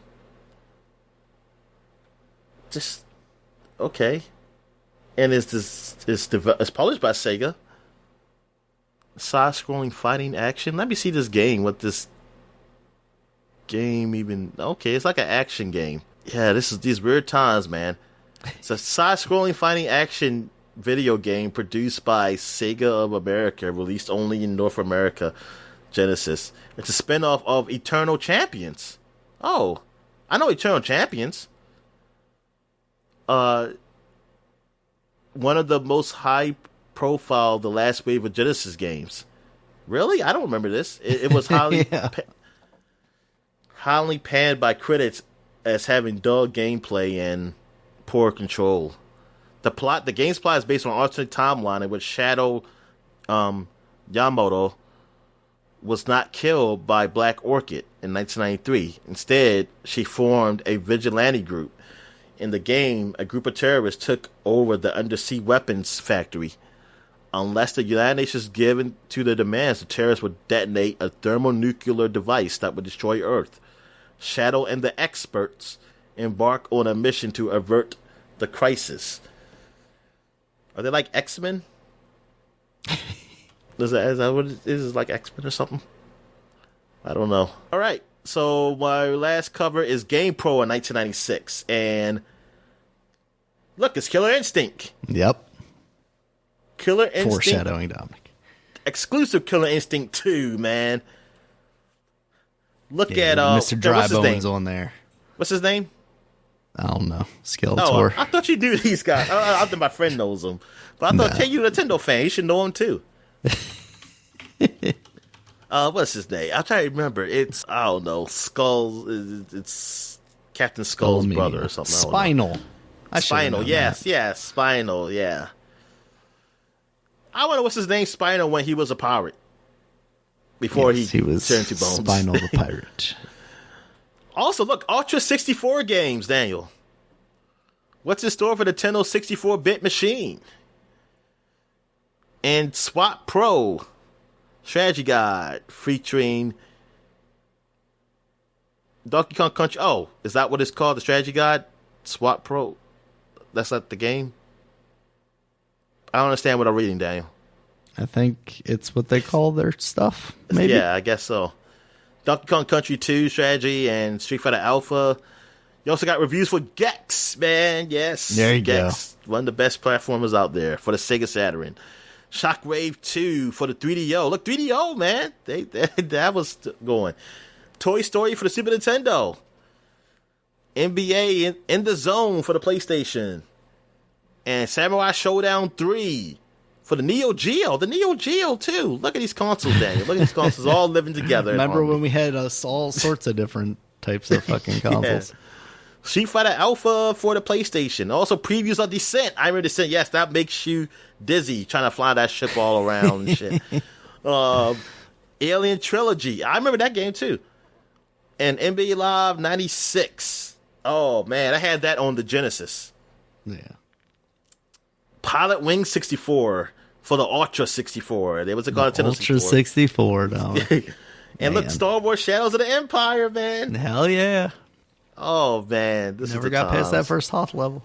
Yep, this is awesome. Oh man, this is look at that. Look at all the systems they got up here. They got the Sega, Nintendo, Sony, Jaguar, 3DO, Neo Geo, arcade, and PC CD. CD, Dominic, not floppy. Yes. CD. Yes. It's like CD-ROM, baby. Yep. The interactive CD-ROM, like in the car of the Jurassic Park movie. That was a big deal. I was like, oh my God, they got interactive CD-ROM in those cars. It's amazing. We're old. We're so old. All right. So that is it for the flashback segment. So we're going to take a quick break. When we get back, we get to the gaming news. All right. And we're back. Let's get into the gaming news. What we got, Dan? All right, Dominic. First up, it's finally happened. EA Play is now available as part of Game Pass on the PC. Praise Jesus. So Praise all Jesus. your favorite games like Madden, which shockingly still comes out on PC once again, now that they've returned to doing that. Yeah. It's available there. So that's cool.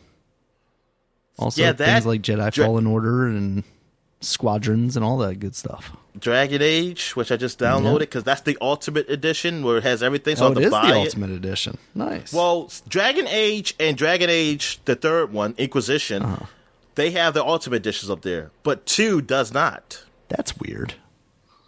Like I said, to get their money somehow. I guess.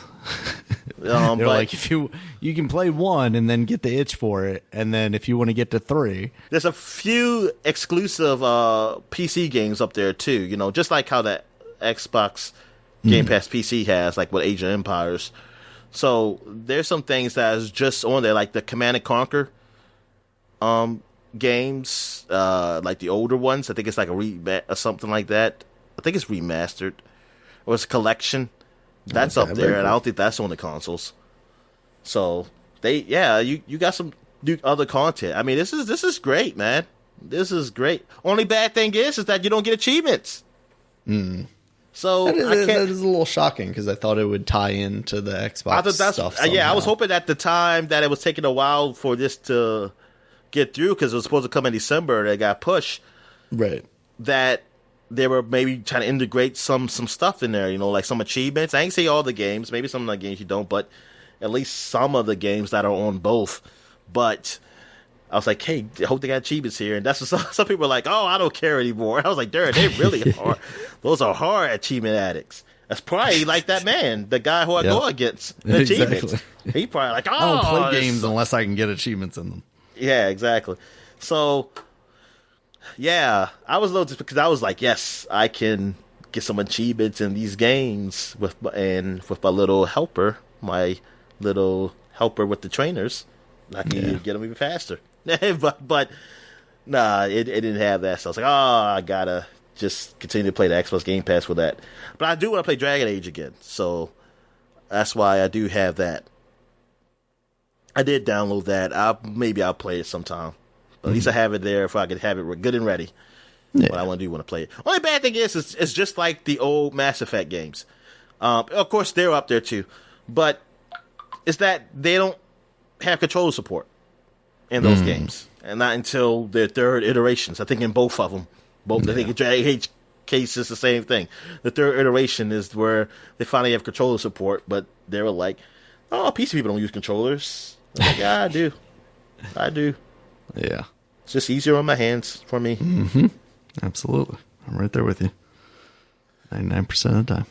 In some other news, Dominic, it looks like Jade Raymond has landed on her feet after leaving Google Stadia's division over there.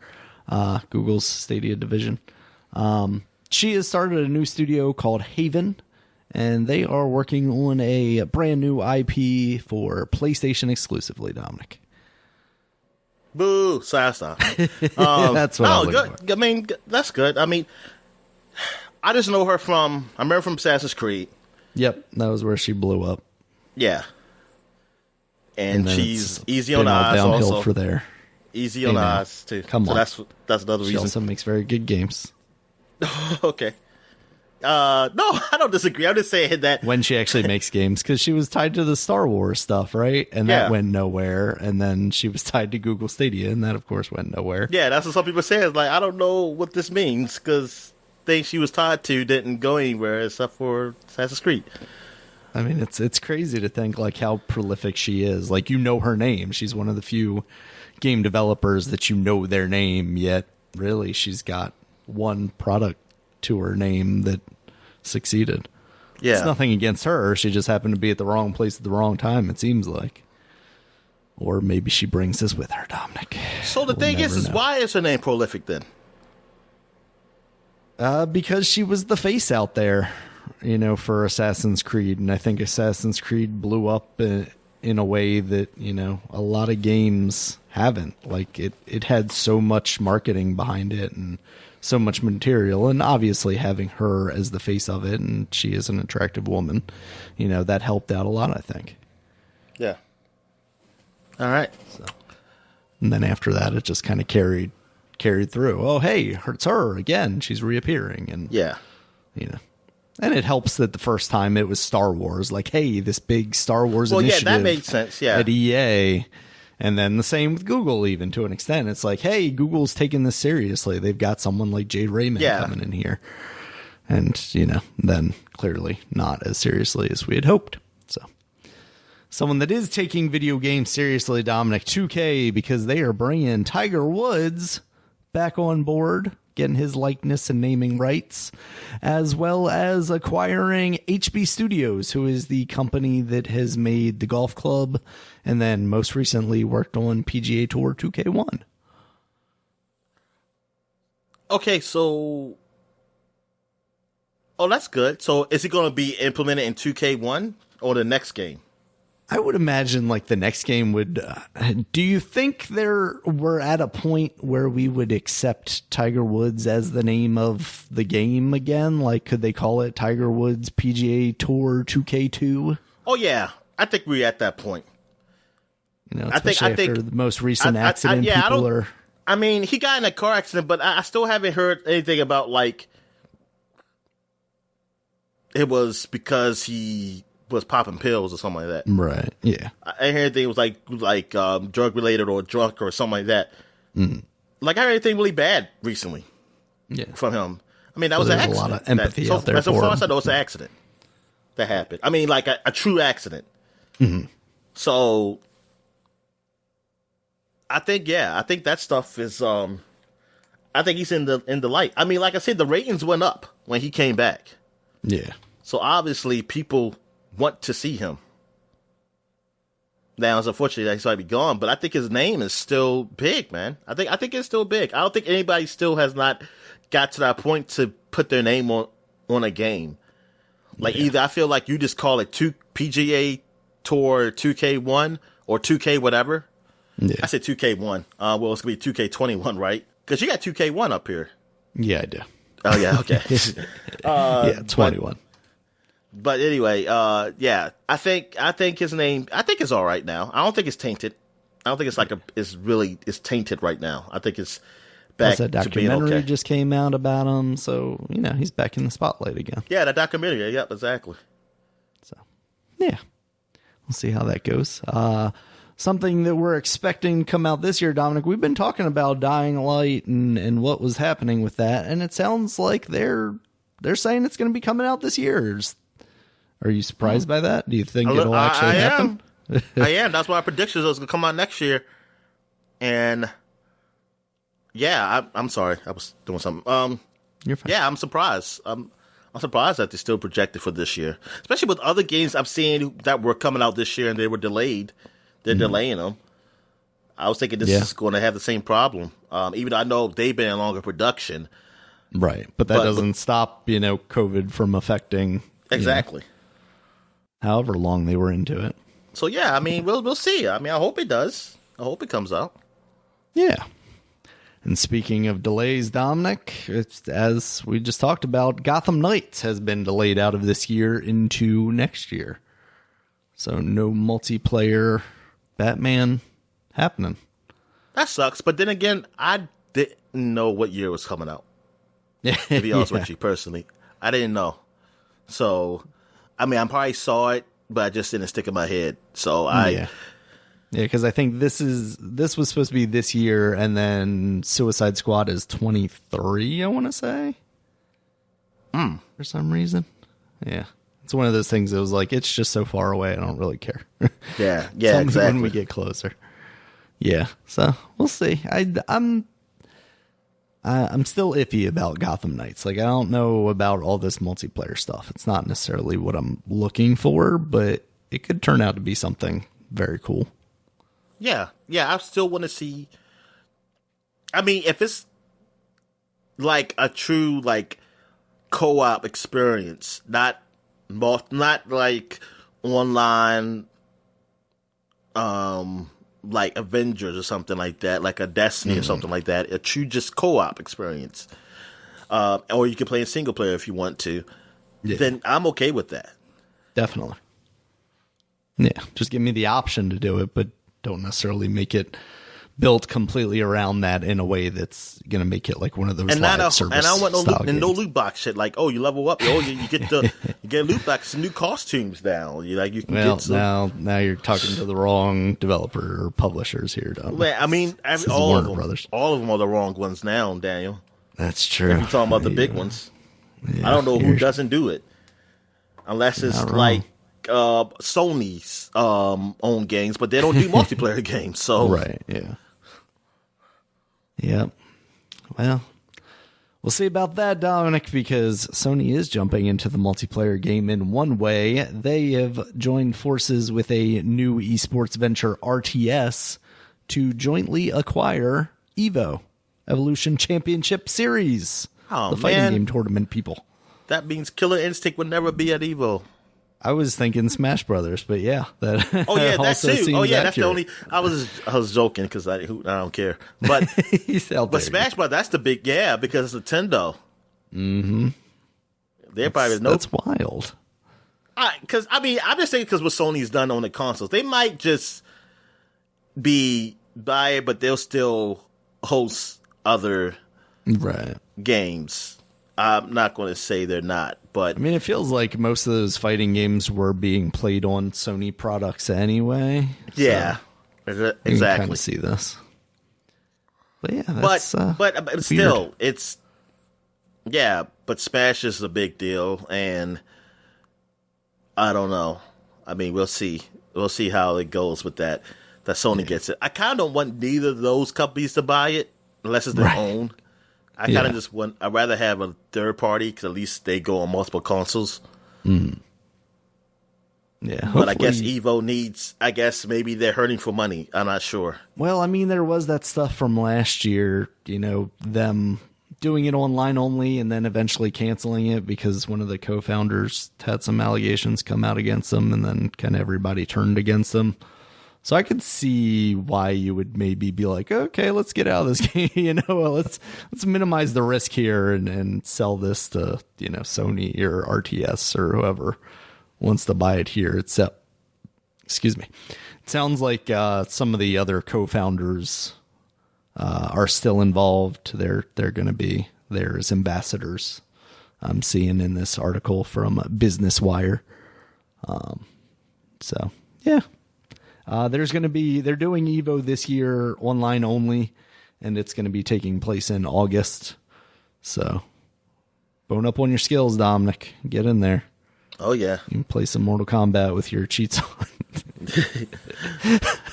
Yeah. I'd love to see just like how far you could get without them finding out that you're cheating. Well, they're probably using PlayStation consoles, right? That's they're not true. using PCs, aren't they? So I will get that. nowhere. Until you buy our Supapod brand Game Shark. I'll be PS5 happy if I get one hit on some of those guys. If I get one hit on them. Yeah, absolutely. I was like, yeah. I was like, look at that. I just pick whoever does like the cheapest fucking move in the game and just try and spam that over and over again. Yeah. You can see me hitting the same two buttons. on the arcade. If I use an arcade pad, you'll see me hit the same two buttons on it. It's like that's still better than what I would do. Would just be moving my hand around constantly, just hitting like the block button by accident, like the run button. I'll pause the game.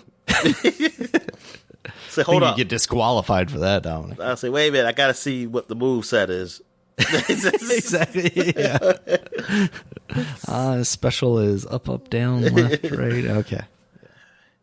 All right, Dominic. In some other Sony news, we have the first image of their new VR controller. So they're out there now going like, hey, yes, we're serious about VR. It is the, like, I don't know, I don't want to say mitten style, but not really. It's like the orb that goes around your hand style, much like an Oculus Quest or basically most of the newer style VR controllers. It's going to have the haptic feedback and the adaptive controller or triggers, which sounds very cool. Like that's a thing that I would like to see other VR companies adapt. That's just an additional kind of feedback. What is the word I'm looking for? I can't think of it. Feature? Like sensory feedback kind of thing. Okay. So, did you see this, Dominic? What do you think? Yeah, I saw it. I mean, it makes me excited for this because I like that they look like they are taking it serious. So it looks good for the future of VR to me. Yeah, that's and what it it also is. sounds like they're doing outside or inside out tracking, which means the trackers will be on the headset, reading off the controller, so you won't have like cameras or sensors that you need to set up around the room, and it'll just be one cable going from your headset to the PlayStation. So that is an improvement over having the little breakout box and all that stuff from the previous PlayStation VR. Yeah. So. And yeah, it makes, like I said, it makes it look good for the future of VR that, okay, there's like, if you were thinking like, man, how's VR going to be in the future? Like, are people still going to stay with this, or is it going to just not be as big as people said it was going to be? Mm-hmm. Now it looks like, okay, maybe it is. Maybe we still have that if Sony's taking it seriously, like I was like these guys don't really take anything seriously. I mean, except for their own stuff. I mean, except for like this regular console-based games. Right. So I like this. I like this, and it helps really bring in more people to companies to really work on VR games now. Like, knowing that, hey, we got the install base of Sony, and then you got the Oculus, which is, at least it's financially, like it doesn't cost an arm and a leg now for it. Yeah. So now, you got more developers can probably really start development for VR in these games. Or maybe implementing VR in some games that's already there, like having an option. Yeah. That'd be cool.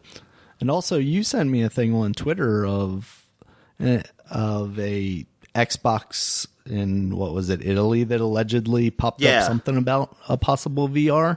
Yeah, someone I saw another article about what they were hooking up to their Xbox. The new headset, the wireless. Yeah, the new headset. Yeah, boy. I heard really good things about this new headset too.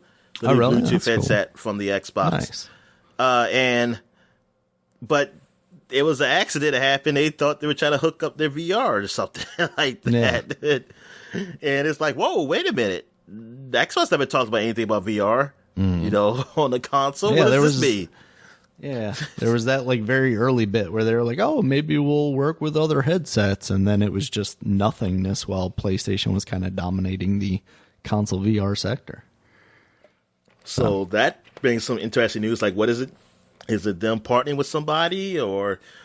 Yeah, most likely I think it would be a partner. I mean, if they're doing something on their own, I would be like, wow. Yeah. I mean, they really do have like the Microsoft mixed reality stuff, so they have like a basis for it, even if it's not their own hardware, because that's made by multiple different suppliers. Yeah, but, I mean, they got the AR, the AR stuff. Yeah, I'd love if they just let something that also works as a PC headset work as a Xbox headset. That's what I've been hoping for this entire time. So we got that. Some other PlayStation news. I just want to mention this because you know how we are about free games, Dominic. Starting on March 25th, Sony is continuing their play at home thing. I think this is part of why Ratchet and Clank was also free recently. And they're going to have a whole bunch of indie games: Abzu, Enter the Gungeon, Res Infinite, Subnautica, The Witness, your favorite Jonathan Blow game, Astrobot Rescue Mission, Moss, which 2 VR games right there, Thumper, Paper Beast, and in addition to all those, Horizon Zero Dawn Complete Edition is also going to be free between April 19th and May 14th. Oh, man, So that's cool. There's a pretty good selection of games there if you got a PlayStation console and are looking for something to check out that you haven't. And then kind of the big news of the week, Dominic, Sony had their... Rescue Mission, that's just a VR game, right? Yeah, that's the one that everybody says is very good for the VR, for the PlayStation VR. So, yeah. Okay. Pretty good. All right, Dominic, we got Sony. I got Sony on the mind now. Square Enix presents. They had their little direct style announcement of a whole bunch of games. They kicked this video off with Outriders, showing more of that. Honestly, the more of this I see, the more intrigued I am. The unfortunate thing is, and I didn't mention this or have this on the notes, but now that I'm talking about this game, remembering it, we talked last week about rumors of that game coming to Game Pass, and it is, but it's only coming to the console Game Pass. So if you want to play that on your Xbox, you're set. But as you were saying, it sounds like it runs pretty rough on the original Xbox, and that's kind of disappointing that it won't be on the PC as well. Yeah, exactly. I would love it to be on the PC. Yeah, because it looks cool. After that, they showed off some Tomb Raider, celebrating the 25th anniversary of Laura. They are doing a Tomb Raider Definitive Survivor trilogy, which is all 3 of the recent Tomb Raider games. That is currently $19.99 on the PlayStation and Xbox stores, but will be increasing to $50 in the next 2 weeks. So kind of like an introductory price pre-order type situation. Get that cheaper. Damn, $19.99? That is crazy. It's like... That's a great deal for some really good games. Yeah, you should buy that. I should. Don't I already own at least 2 of those games? I feel like you own all 3 of them. I feel like we own them all 3. Because no, I don't know if I ever ended up getting the 3rd one. But I feel like, was that a free game, though? Maybe. Hold on, let me look at my Xbox. I'm going to look on it now. Check on there. I'm not going to... I don't know about Game Pass or anything, but... Let's see here. Xbox. So I feel like by the time the 3rd one came out, I was still like stuck playing the 2nd one or something, or finally getting to playing the 2nd one. I just feel like that was a free game. It's either on the PlayStation one or Xbox gave it to us. So let's see. Okay, let me hurry up and get down here. It's an alphabetical order. All right, so I guess we didn't. I guess that was a Game Pass game. So I got Tomb Raider Definitive Edition. I should have, because you have the Tomb Raider up here. Why don't I see it up here? Shadow. What was the second one? Because it's an S. Rise of the Tomb Raider. Rise. Okay, that's an R. Yeah. So that's why I do have. Okay. It's kind of crazy that Shadow of the Tomb Raider was just like 2 months ago. I forgot about that. My brain doesn't work anymore, Dominic. So in addition to that, it was previously announced earlier in the week, along with the new season of Fortnite, that Lara was coming to Fortnite. So there's a Lara Croft skin in Fortnite, but they are also bringing Croft Manor to the Fortnite creator on March 23rd. So you can run around there and shoot the butler, maybe, if they brought him over into there too. Oh, that's cool. Yes. Yeah.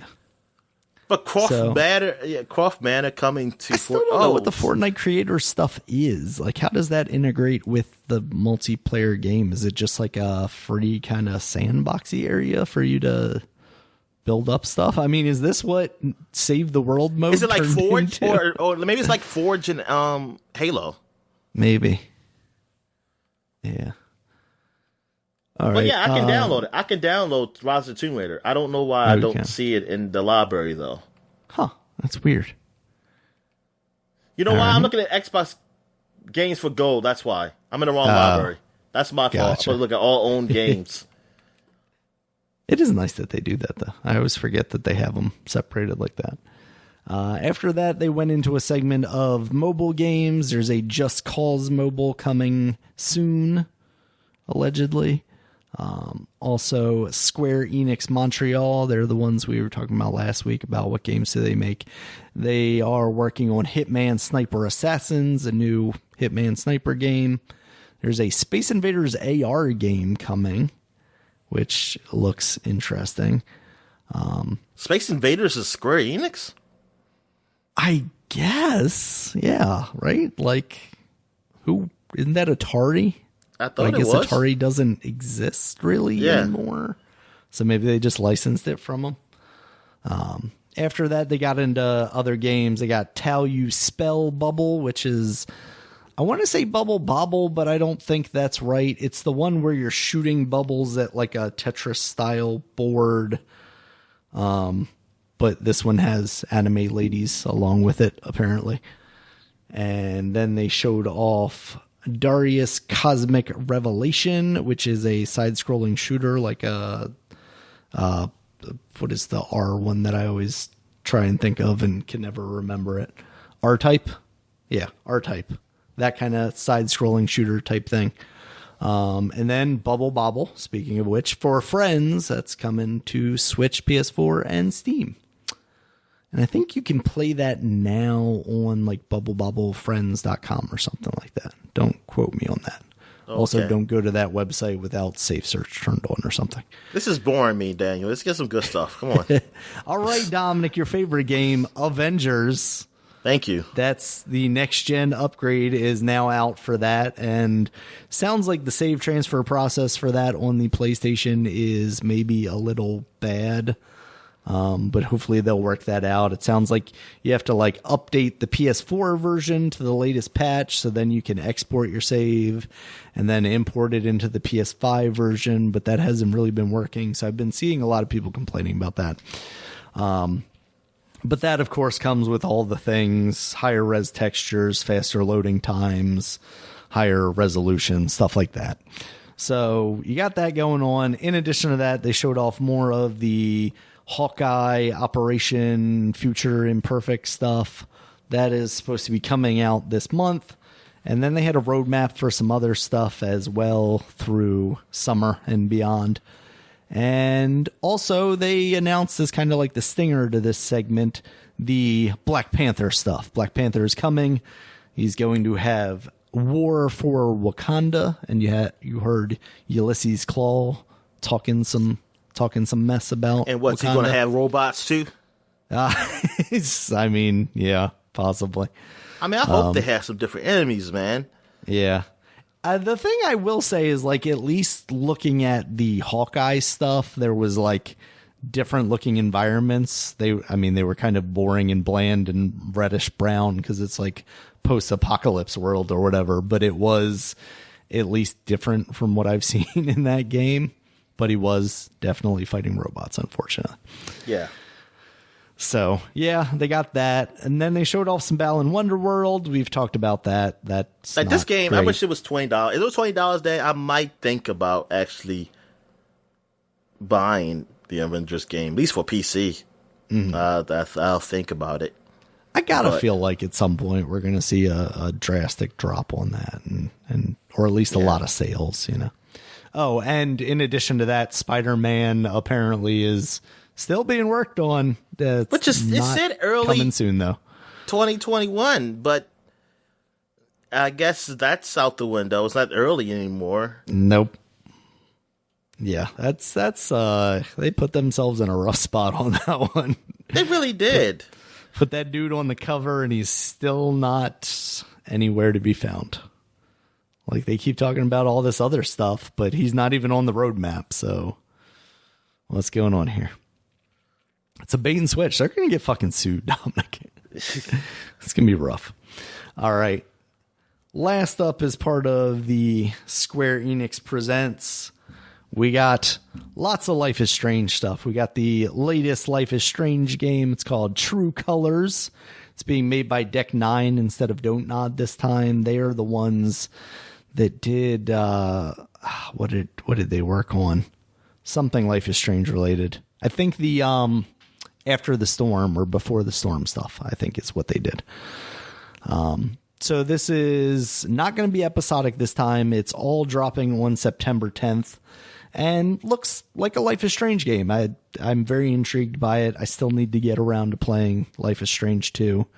I very much enjoyed the story of that first game, and I think, it's probably just as good in the second one. I've heard positive things about it, but it just, I don't know, just didn't ever feel like the right time to get into that. So that looks cool. They also announced a Life is Strange remaster collection, which will include the first game as well as the Before the Storm stuff. And that's coming out fall 2021. And they got all that. So that's cool. That's that Life, Life is Strange. It makes you want to play that again. And because I want to play the other ones too now. Like, I got to get into that space where I want to play these games. Yeah. Because I gotta play the girl. prequel. I gotta play the sequel. Yep. And now I gotta play this new one. True Colors. Exactly. So yeah, it's looking good. I'm excited for it. And then they're kind of like one last thing, let's show it off, is Project Athia, which is something they showed off previously. I can't remember where exactly. That game is now going to be called Forspoken and is releasing in 2022. And they had a little bit of gameplay video. It was mostly the woman that is voicing the main character in that, kind of talking about, hey, I'm doing this thing. It looks good. What is this about? Fast-paced action. I'm trying to think of what we related it to last time we talked about it. It seems very fast-paced, like the character is like jumping from environment to environment kind of thing. She has a scarf on. Yeah. I don't know that we've really seen like a lot of story stuff for it, so I'm having a hard time relating it to something else. But it looks neat. I'm interested to see more of it. I want to see what is actually happening in this world, what's going on. It gives me kind of a Horizon vibe to it, just kind of like a post-apocalyptic world, but not necessarily the dingy kind of Hawkeye way, more in like the overgrown jungly thing. So yeah, we'll see if they have more to show from that later this year before it kicks off next year, hopefully, barring any delays that we're going to see from everything that's been happening in the world. So yeah, that was the Square Enix Presents. Did you see anything else you want to talk about this week, Dominic? So this is really all the Western. This was what we thought, all just the Western games. So it's no Final Fantasy shown. No, they did mention Final Fantasy because something Tomb Raider related is coming to like one of the Final Fantasy phone games or something like that. But no, nothing. New PlayStation exclusive Final Fantasy. Yeah. Yep. All right. Yeah, that's pretty cool. Was something else? Let me see. I feel like we missed something here. There's going to be an idea at Xbox Indie Showcase happening on March 26th. Oh, sweet. So we should get some, see what was Xbox having coming to Indie. Next week. Yeah. And their indie scene. And yeah, I think we're good, man. I think we're good. Yeah, we can get to new releases. All right, new releases, Dominic. We got Kingdoms of Amalur Re-Reckoning for the Nintendo Switch, using the term new release very loosely. But this is, finally coming out on the Switch. I wonder how that game runs on the Switch. I mean, this is a game we're talking about from last gen, so, the power should be there as long as they didn't bump it up too much for the Re-Reckoning. Yeah, that's... We've talked about it a million times, but that's always a game that looks cool, but I just have never made the time. Hey, did they take the game off of EA Play? Because the original one was up there. Yeah, it was. I don't know. I don't know if it's up there or not. Yeah. I think... Well, I'll check on it again. Yeah. I was trying to think, because I think when we first started talking about the Re-Reckoning, I checked, because I thought I had it on Steam and would get like the free upgrade or whatever, but then I didn't. And maybe I was thinking I had it on there. Because this is not done by EA, right?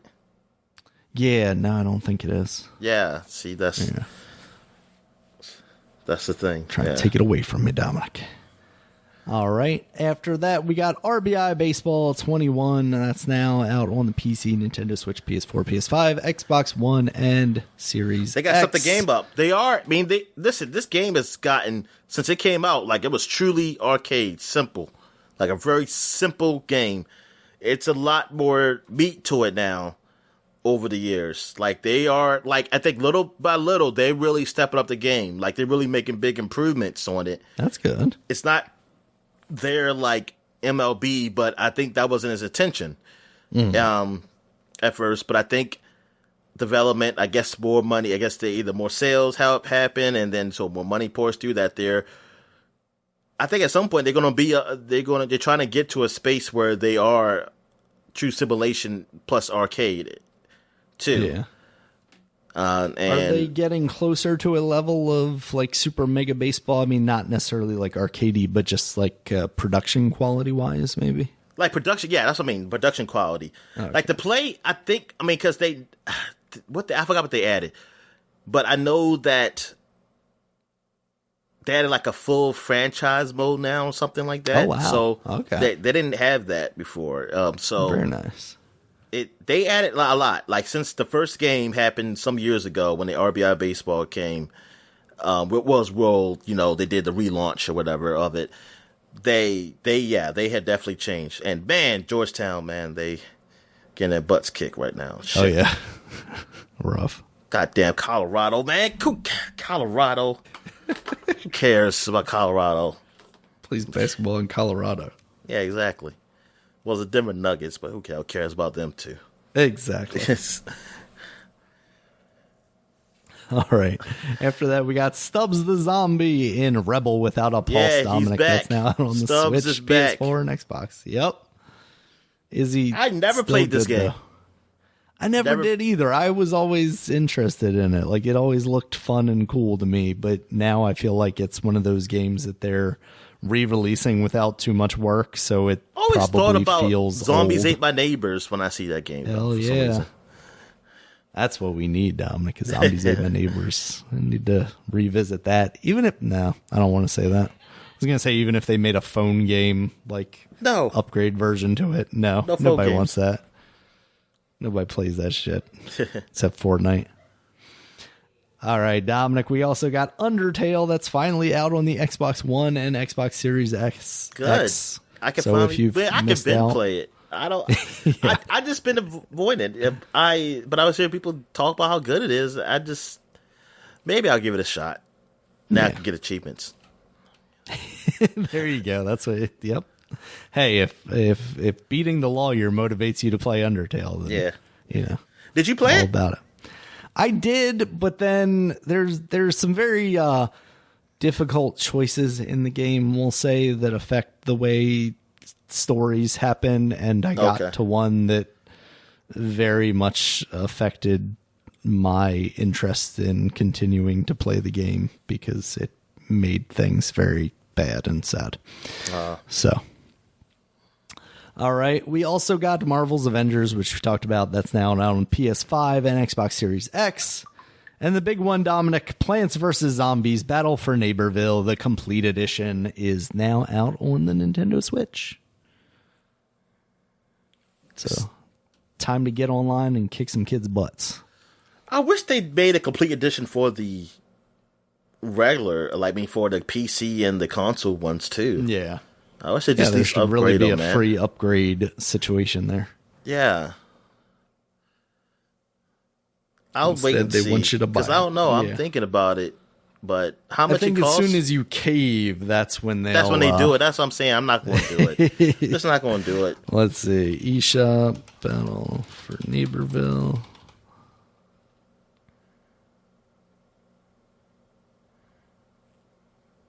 It is $39.99.